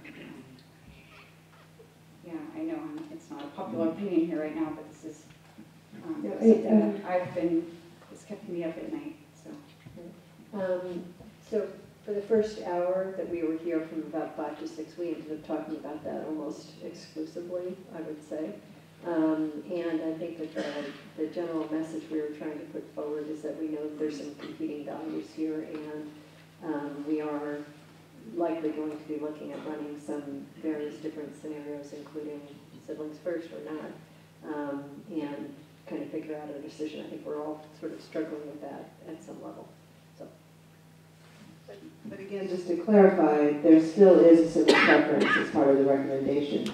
And to me, I think it's, again, getting back to the issue of needing to align our policies and procedures with our racial educational equity policy, that we really do need to have that preference there for low income unit proxy for race. But we still have the sibling preference. So the set aside, the preference for low income students would be up to 45%. I understand that very well.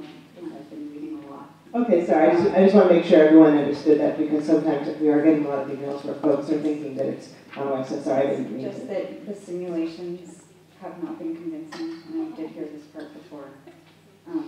So the simulations are not convincing, and it's very stressful.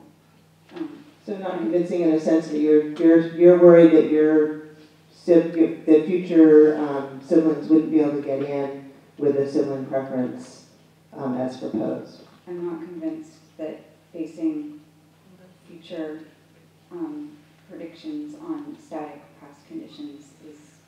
Well, there's going to be some uncertainty because we're making a big change. Right. But it's one that, that I believe we need to make for the good of the system. Hi, my name's Steve Lanigan. I'm from the Beach School. Thanks for the opportunity to talk to you folks tonight. I'd like to address an example, I think, of some inequities in Title I funding. Our school in particular, K-8, but I believe it probably applies to other K-8s. Essentially, we have a middle school at our K-8. It's a campus you can think of with teachers, with classrooms, etc. And yet our middle school students have 70% free and reduced lunch students. That's our population. We receive no Title I funding for that population of students.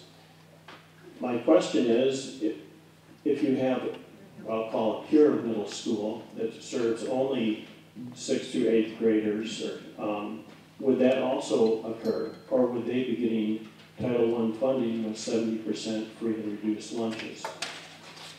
The second thing is Beach as a whole, in 2012 to 13 school year, we fell 10 students short of meeting that 60% free and reduced lunch threshold. As a result, we went from receiving Title I funds to receiving absolutely none. And to me, that's telling the other 260 students that are still on free and reduced lunch that you don't count now. We're not going to give you free, we're not going to provide any Title I funds.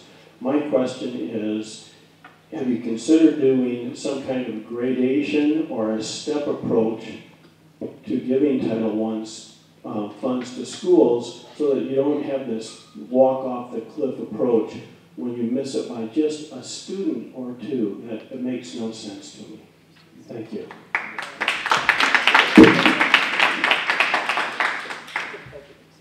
I mean, Carol, I would almost say that would be a budget decision that could be looked at. I mean, I think in the past when we've had schools that have fallen off the cliff like that, as you say, that we have put extra funding in to make the fall a little bit more gradual.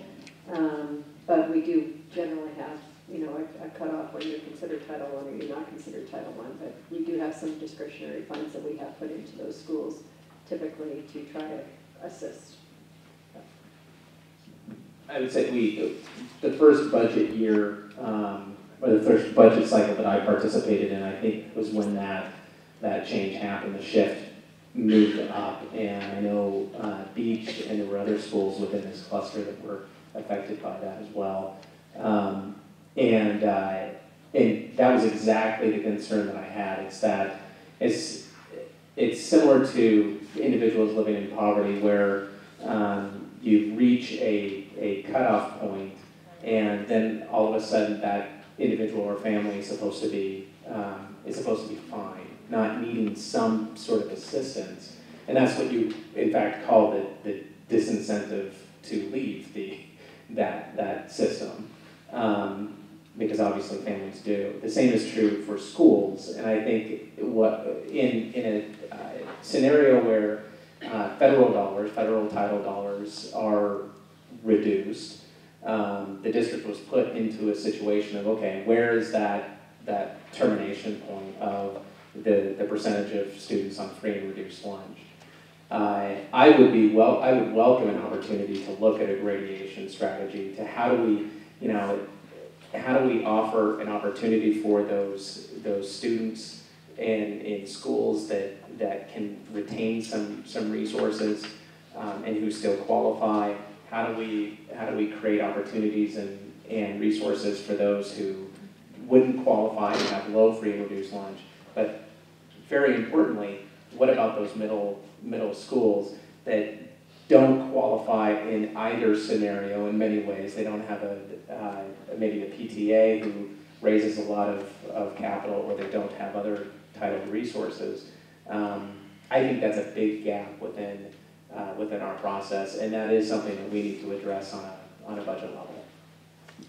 Clearly. Did you want to say anything else? No, just that we're taking notes about what things we may consider in this next budget cycle, so duly noted. And I can very easily say, oh yeah, let's look at the gradation and what could happen at this point, and give that problem to the staff to figure out, okay, what scenario could we possibly come up with? I don't know that off the top of my head, but and just so you know, we have our budgeteers might. That end up with a cliff, like a number and then a cliff, where if you are one or two, like how you get assistant principals, how you get, there's numbers of things that it's like, okay, you're 2 off, and what happens, that same question, so I've got that down. What about addressing the middle school in a K-8? So I'm working to not be a responder here and letting you do that. Yeah. So I will say also that, at one point, I think our free and reduced cutoff was like 40%, and one of the reasons that we raised it up was to try to have more impact with our highest poverty students rather than kind of diluting the money across the system. So there's trade-offs all the time when you're looking at it, and one of the other things I would say is that as we experienced state funding cuts in the last many years, we've also experienced federal education cuts. And so another place to, if you ever have the opportunity to lobby our congressional delegation, it's worth it. Question over here. I'm a parent in Jefferson cluster, and Jefferson enrollment balance resolution ends for in half a year for Chief Joseph Karini. Since the resolution states that PPS would revisit the middle school, and it hasn't done that yet, what is the vision on keeping the 2 buildings alive, keeping the kids in both sites? And there is supposed to be a report yearly done in the Jefferson cluster. We haven't seen that. And wanted some clarification on the statement you didn't want to put electives in small numbered schools. I kind of didn't hear that well, because if we're trying to grow numbers and to give parents the opportunity to keep their kids in their neighborhood schools, whether it be 11 kids, you should still put that program there so that it can show that the numbers are growing and it's being effective, so that people can say, oh, okay, this is an option for me to send my child there, so that the numbers can start growing. So you can't say we're not going to do something, but we're thinking about doing it, when you have the opportunity to do it now, so that we can bring people closer together. So can you help me with those 2? I think for me personally, and I think I've been saying for a number of years, that I personally believe we need to have a middle school option in every cluster. Figuring out how we can do a hybrid kind of model is a complicated question, particularly on top of all the changes and reconfigurations and upheavals that have been visited upon this cluster over the years, which is part of, I think, the reluctance to say, let's go in and reconfigure, but also recognizing that this is an issue, and we don't have, because of the way in which the K-8 reconfiguration was done, not thought out in terms of what size we need to have, what number of kids, the kind of facilities, the labs, and so forth, that ended up, through obviously absolutely no fault of families and students and teachers, not being workable. So the district has been working really hard over these years to try to make it work. I think we're seeing some situations when we just don't have the numbers. Again, it's that chicken and the egg. We could we haven't been able to say we're going to provide the full, what you could provide at a 800 student, middle school and with 11 kids. But what we do need to do is be able to have the structural conversation about, okay, what are the numbers that are needed? What are the buildings we have? What's the growth projections, which are increasing? And I'm hopeful, although it's, again, a lot to hope for, that this district boundary review, because part of what Portland State University told us is the district needs to be there needs to be transparency in terms of what is available in each school, what are the resources, what are the programs, and what are the configuration changes that need to happen. And it's a lot to ask when there's been this dysfunctional process of trauma over all these years. But I feel like that's what we have to ask the community to go through with us to be able to figure out. That's my perspective. So about the report she mentioned, do we have that on an agenda? Because if not, I mean, that's something that we need to. Yeah, I think we had it, but what we didn't do is we haven't had a full discussion about the middle school piece of it. I think we did have a report back, but it didn't get into really coming to grips with the K or middle school configuration. But we could, but I think staff, that could be part of the follow-up. I don't know where Roseanne went, to confirm that. And then, because I think it's supposed to be yearly, so we can. From every school.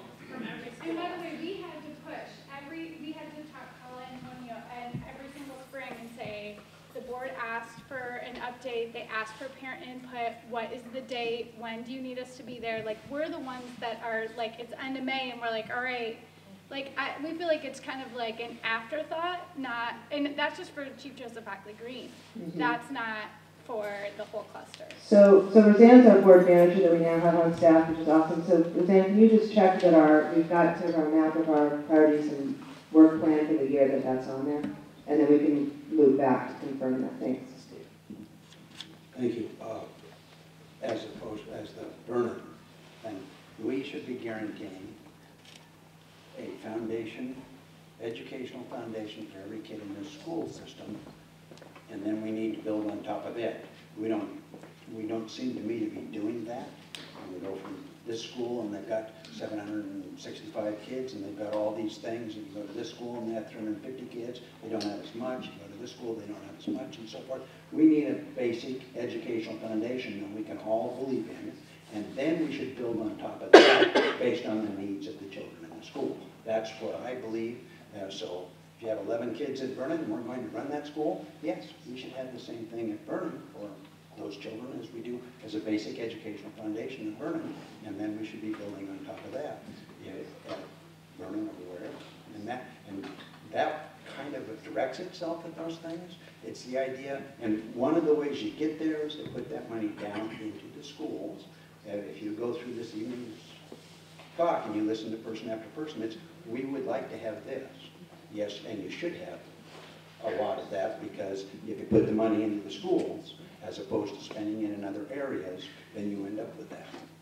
And I don't think it precludes doing what you need to do to help underserved kids. In fact, it's the way that you help them, in my opinion, is by putting that money in. We've got tons of children who are behind in reading, and we're not putting reading teachers in there to help them. It's just not our philosophy to do that. We have some reading teachers, but not nearly enough, for instance. We have schools without librarians, and the libraries are closed half the time. That should be a basic foundation, that every school should have a library. There's a whole thing with at least a certificated librarian to do that. We should be doing that. There are basic foundational things that we should be doing, and that we're not doing, and we should set that up and then build on top of that. That's my opinion. So in terms of the K-8 middle school, I do think that that PSU recommended that we take a look at the K-8 middle school issue and see where it's working and see where it's not working. There are a lot of schools in Portland Public Schools where the K-8s are working really well and the parents love them. But typically those are in much larger buildings and have much larger student bodies that can, and then you can therefore offer a robust program. So we know that we have some where that's not happening, and I think that's going to be all the process that we're going to be looking at through district-wide boundary review, so that we have a more holistic approach as we're looking at changing boundaries, that we may have to also change some configurations. Microphone here, one back there, and then you the green sweater after you. You first, Okay. and then back there. I'd like to kind of bring it back to reach out to the teachers. As we move toward strengthening the petition process, I think part of that needs to be when we see a school that has the most petitions and people petitioning out, there has to be a way to reach out to those teachers and they have a safe environment to speak. It has to be a safe environment for them to speak candidly, whether you sign confidentiality agreements, and then an absolute reaction to what they feel is needed in that school and what is missing. And that needs to be budgeted. And that's, I believe that's the best way to provide that equity, because you're going directly to where you're getting the most petitions out and you're directly affecting it. But the teachers are the ones that are going to know what's going on in that school, and we need to hear their voice, but they need to feel safe in speaking up. And many, many public safety jobs in this country have those avenues where you can anonymously speak and there is no retribution for it, and you know that it's a safe environment and there is that trust so they can tell you how they really feel. Thank you very much for that. And I just wanted to thank you for bringing this piece up. We haven't talked a lot about the petition piece.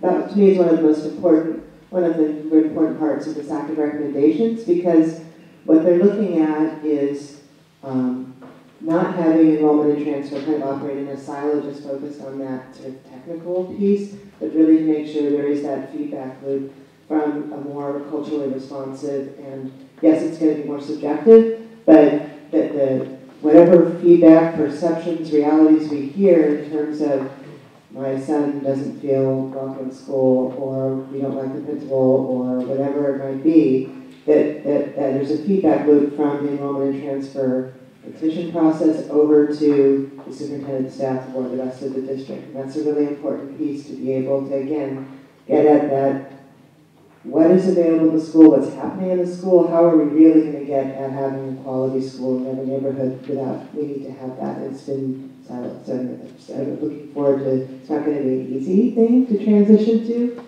because it has been a real technical kind of piece of work. It's going to be a different type of job now. There's been one in the back, I think, for, you had a microphone at some point, didn't you? No? Okay, just a phone. While you're getting that, how about if maybe you can ask your question, and then you next. I am a Wilson cluster parent who transferred to Benson, and I have a middle schooler in 7th grade at Robert Gray. And tonight I've heard there's 2 middle schools that don't have electives. And I did not know that. I didn't know that PPS had schools where kids didn't have electives. And I am appalled, being a parent somewhere else.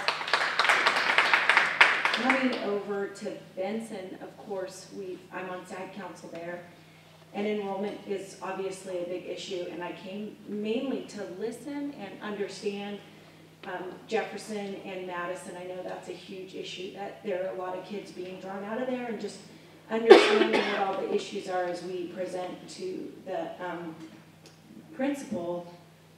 And my question was, why is that? Why do some of these kids not? I did think naively, apparently, that the kids were offered the same things throughout Portland Public Schools, and I knew that certain focus options had different things available, but I did not know that some kids just did not have access to it. And my question was why, which I think kind of got answered. I guess it's a numbers and money issue, which is usually what it boils down to, but it is, these cluster meetings are great, but the people in the other clusters don't know what your issues are.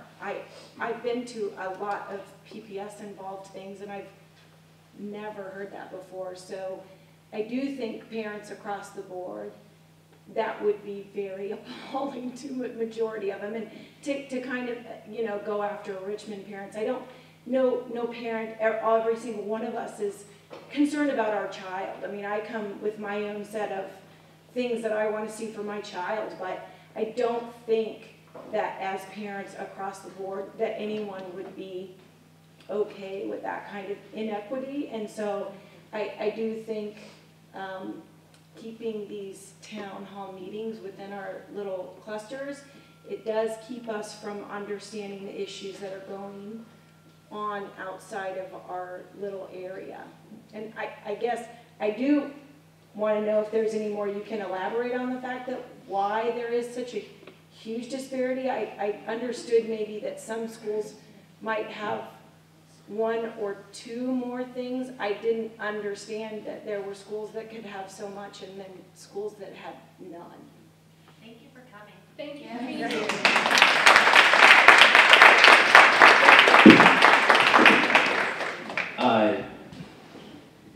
We have enough time to talk about that. No, quite literally, I think, and this is my personal opinion, I think we often talk about that we are not okay with that. I think our action says something very different. I think we have, there are segments of our community who focus on, I think very eloquently, and a couple of our last board meetings, the I and me versus the us and we, that resonates to me. But I think we have had elected officials, and we've had very engaged and very very politically astute families and parents who are connected, and others who have been able to negotiate where over a period of many, many years, you have the disparities that you see.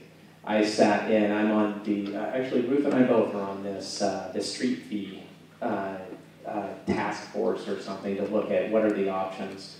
We won't be talking about that tonight. But, you know, we had one of our pollster, you know, the pollsters say, hey, Portlanders love to see everyone benefit from a tax, everyone benefit from this resource. And at that meeting, I raised my hand and I said, I think we absolutely love to say that we want everyone to benefit. I think the disparities, the persistent disparities in the trajectory of those disparities, meaning every community of color in this county, the trajectory is going down. White families, the livability is going up. And that doesn't exist if everyone is actually doing what they say they feel they want to do.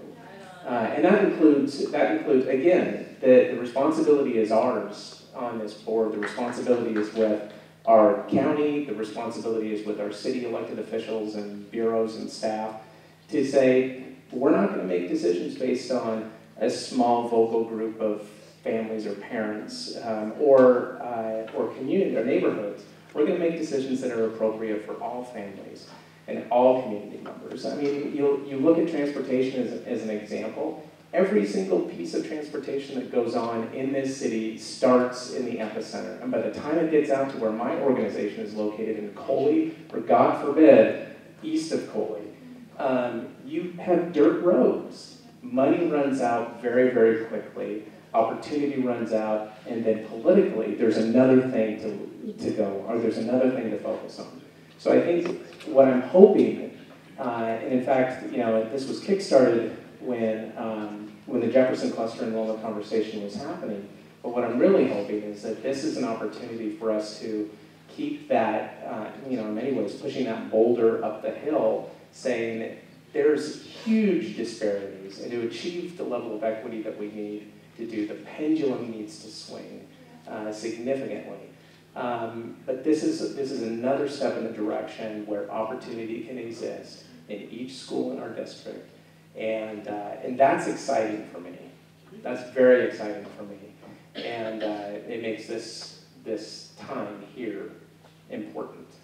So there's a question back here. Thank you. So this isn't really a question, but I'm a kid. I'm in 7th grade at MLC, and the kids in my class, a lot of them have no idea what they're going to do for high school. They're confused. They don't understand the options for them. And I just want to say that, like, kids want a say in their education. And Yeah. Thank you. Andrew, our former student representative, agrees too. Yes.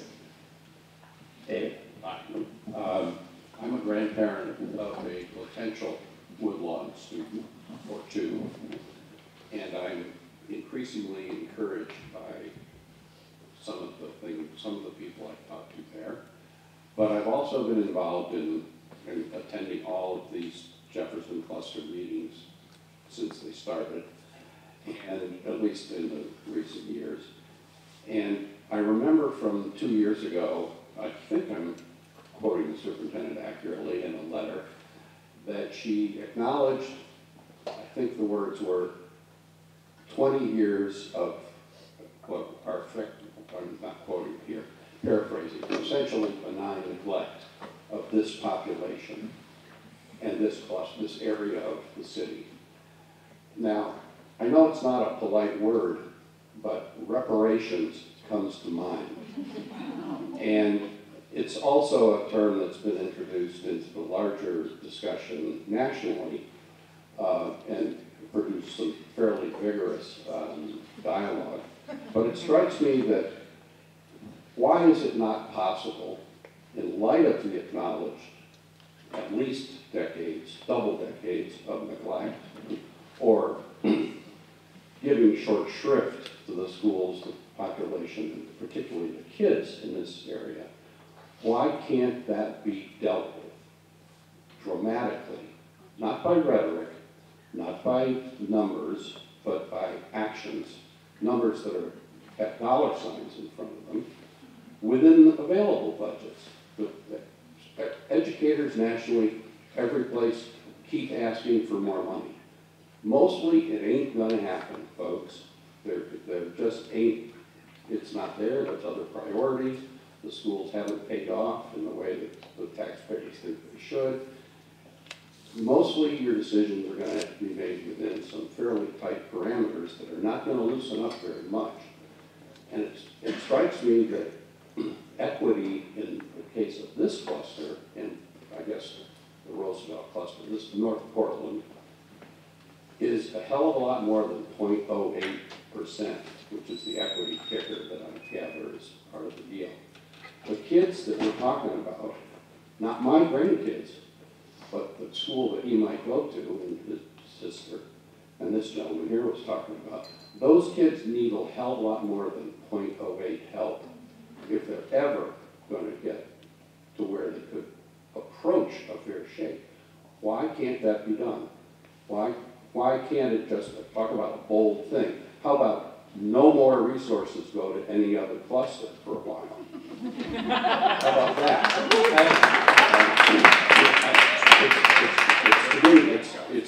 I'm pleased, actually, from all the meetings I've been to, I'm pleased that actually, I think I could almost get up to one hand the number of adults of color who have come to, there are at least that many here tonight. Mostly these meetings are attended by white people, like me. And mostly, that's, I think, sadly, because the people who I've talked to who don't come to these meetings, they're past the point of being retrieved. They just don't believe it. The rhetoric is bullshit as far as they're concerned. It's actions, folks. And what more than to hang it on the put it on the kids. These kids need more than 0.08. So, thank you, David. I appreciate that comment. And it is 8%. Not to minimize your point, because I don't think that's enough, frankly. And in fact, there's another way of we look at underserved communities, and there's a number of categories that fall under that underserved. But we know that that each of these categories actually compound. What we don't do is fund them that way. What we do is say, all of these conditions exist, let's give an extra 8%. I think that's one way we can look at that. Still look at an equity investment, but do it in really real life. What happens when a student of color who's also living in poverty comes to school? What are the circumstances that we need to address when that occurs? The other piece of that, and I apologize, it just completely slipped my mind, but it wasn't about reparations, but I think that's a good point. The other piece is, with that 8%, my colleagues may not share this opinion. I can't put a pin in this equity investment made a difference in this school to the kids that are bringing that resource into that school. I can't do that right now. And that's an expectation I have on the superintendent and staff to be able to say, it isn't just a onesie-twosie investment. It isn't a making a 3/4 time position whole in the front office. It's actually a resource that is designed specifically to pull from the system and allocate to schools that have the student bodies that bring in that resource. So I think that is, and it needs to be specific, it needs to be local, and it needs to be specific. So that 8% can grow, and I think that 8% can be spent more wisely too. Question back here.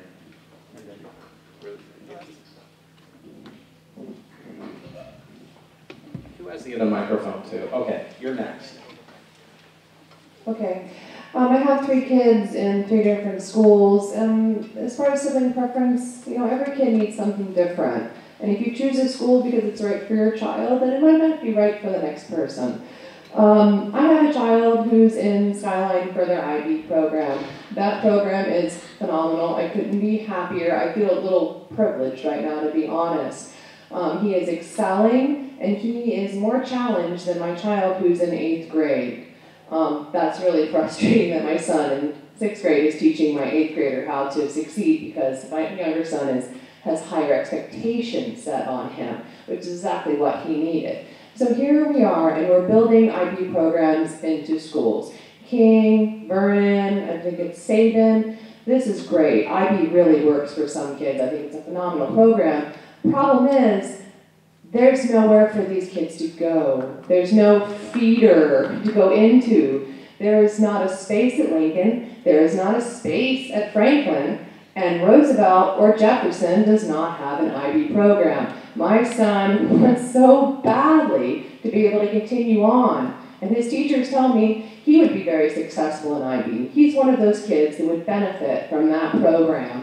And I do not see the point in building these programs that are phenomenal where these children have nowhere to go. What are you going to do? Where is my son going to go to high school? Great question. You're absolutely right. You're right. Absolutely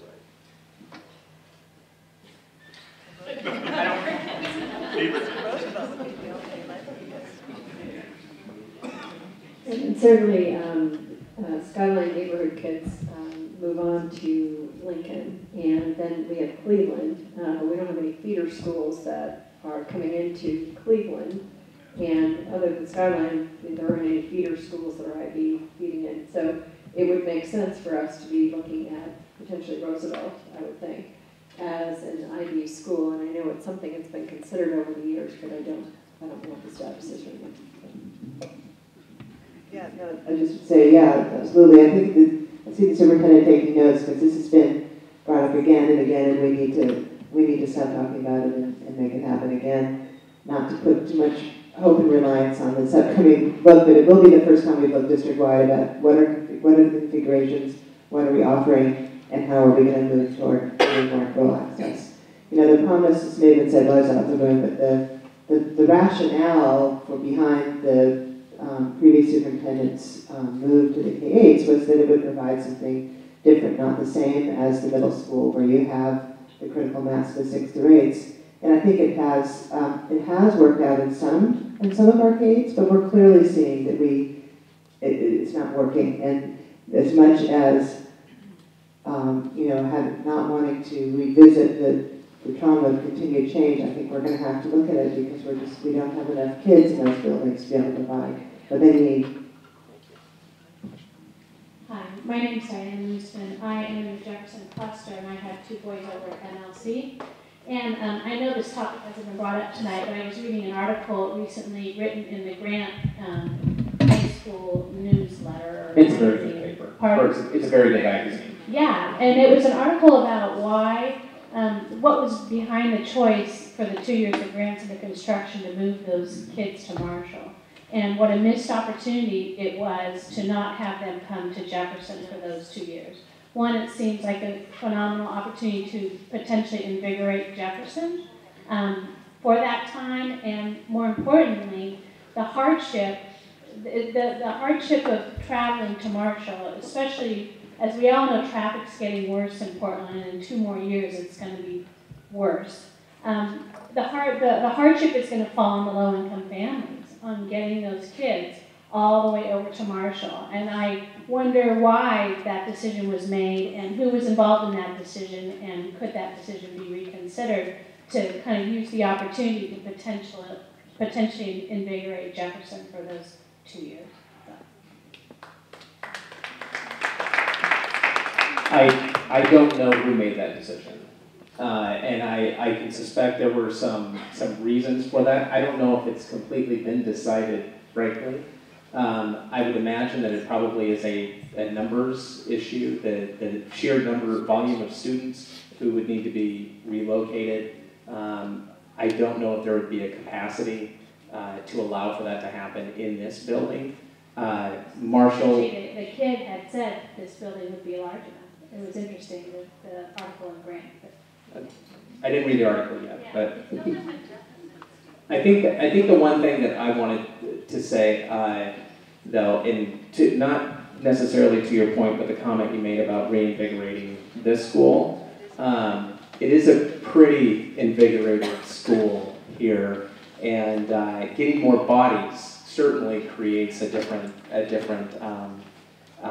culture and a different presence. But it's a pretty phenomenal school and program that's happening right here and now, and I would say the dynamics would be interesting, but certainly Jefferson, this community is pretty phenomenal in and of itself. So that would be my just quick comment on that. It doesn't answer your question. Maybe someone else has an answer for it, but I don't.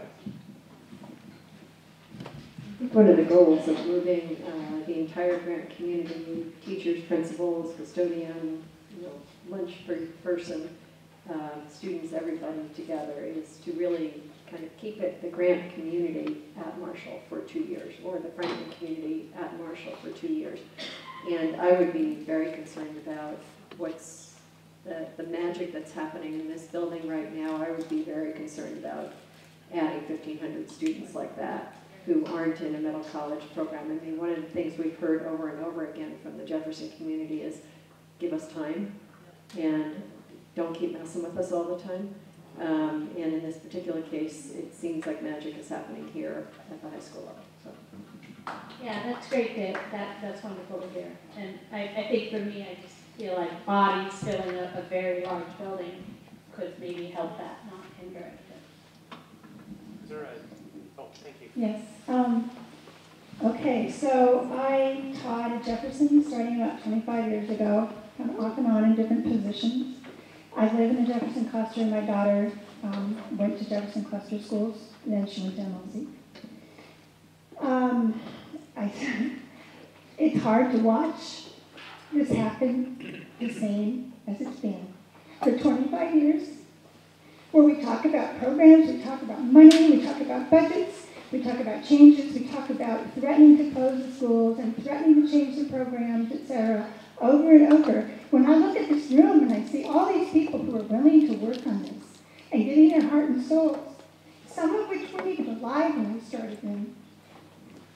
And I've known over the years, I saw parents come to meetings and work in groups for hours and hours, over months and months, and they'd make the recommendations and to save the school, to keep it from being closed, and then their recommendations were ignored. And I'm hearing a parent, talk about the teachers, and I watched over those years, we had one principal who could stay here for a while, but usually the principals were moved in and out and in and out. That's instability. The teachers were not They were not questioned, they were not given input. If they did, they were put down, they were threatened. You were right. It's scary being a teacher and trying to speak up. It's really scary, especially if you've been groomed in one career and you know that that school district could blacklist you just like that. And you're not given any confidentiality. And yet, I came to teach at Jefferson because this was a school in a community that dealt with harsh reality. And that's what I wanted, because I wanted to be in a school where politics weren't the issue, life was the issue. And that didn't happen. And it wasn't because of the faculty, it wasn't because of the principals. They didn't come here to glide through or move up the political ladder or whatever. They came here because this was real life. It was because the district did not support the staff. They didn't back them up. They put them through too many requirements, changes, instability over and over. And here I am watching this happen again with so many young people and thinking about all the people who've been in this room, who've discussed these issues, the same issues over and over, and the same responses. Oh yes, we should have taken care of that. Oh yes, that's really too bad that's happening. Oh yes, it's on our to-do list. As the gentleman said, that's bullshit. There shouldn't be anything coming out of the school board right now except for action and trust and respect. The school board isn't where the rubber meets the road. The building administration, the teachers, the custodians, they know what's going on. And you need to get out of their way. You need to trust them. And you need to stop fooling around with this poor school. Oh my God. In some ways, I think, why didn't you just let it die 20 years ago? And when I came 25 years ago, that wasn't the beginning. This gentleman was referring to it going on for 20 years. No, it's been going on longer than that. The disparities, the prejudice, the whatever you want to call it, it's sad. I stopped teaching here and went on my own not because of the kids, not because of the challenge. That's what I came here for. It was because I couldn't teach. I was being thrown all kinds of administrative roadblocks constantly. I was not able to express myself in a faculty meeting even without the fear of something coming down from the district that would keep us from building a good learning environment. How can we sit here for hours and hours and hours talking about programs and funding and staffing and school changes and redistricting and never talk about this being a learning environment? I'm sorry. Thank you very much. I want to be respectful of everyone's time, and the conversation certainly doesn't have to end, but would you like to come up, Martha? But I want to personally thank everyone for coming out, my colleagues, of course, the staff, the teachers, Margaret, who will end us here in a second, and please, I personally, I deeply believe that the solutions to not only our district's challenges, but our challenges around are not only our cluster's challenges, but our challenges around our district. Those challenges can be and should be addressed in rooms like this. I agree with you completely. The rubber does not meet the road on the school board level. It happens in the classroom. It happens with our students. And I thank you all for the commitment you have to both this district and your students' education. Without that, we would be lost. So thank you for coming tonight, and I'll turn it over to our principal. So I want to thank everyone. I want to echo the school board members and their gratitude for you guys coming out and speaking tonight. About a week ago or 2 weeks ago, it's a little bit of a blur, to be honest. There was a restorative listening session that was here, co-sponsored by the PTSAs and PTAs. And it was a powerful evening. And I've been through many meetings in this cafeteria, some more heated than others, and also some that have really brought the community together. We've talked about community a lot tonight. So I want to again thank you for coming out. It's important to listen and to hear, and there are a couple things that can be challenging about that. And one of the pieces is that we all operate from our own vantage points, and our children are our most precious resources. And in those moments of being able to stay engaged and manage and moderate emotion is challenging. So there are some things that I want to appreciate about what happened here tonight. People were able to speak from their vantage point, but it's also just as important to hear other people and then to say, how do we move it forward? So in these moments, I am very grateful that the school board, to see so many members here, in an open forum that is not one that is as contentious as it has been. So I appreciate that deeply. And to have the superintendent here and assistant superintendents in the room and so many families. It is very heartwarming and it really does touch me. I have students at Vernon and I also work here on a daily basis, so I'm deeply invested in this sense of community, and we define that in a variety of ways. So just a couple of things that I just want to make sure that we continue to do, and it's tricky, is to stay engaged. And I feel for people who at some point have become disengaged, and we have to work very hard to get them back in, because there are voices and there are perspectives that we have not heard tonight. And it's really critical that we find ways to bring all the voices back in so that we really raise the entire community. So thank you so much for coming tonight. Thank you for the PTA for helping, co-sponsoring for the school board. It really is, it makes me hopeful. And going into the season that we're going into, the holidays and whatnot, and to offer things, it actually was very quite, well timed that coming back from break that this was part of the conversation tonight.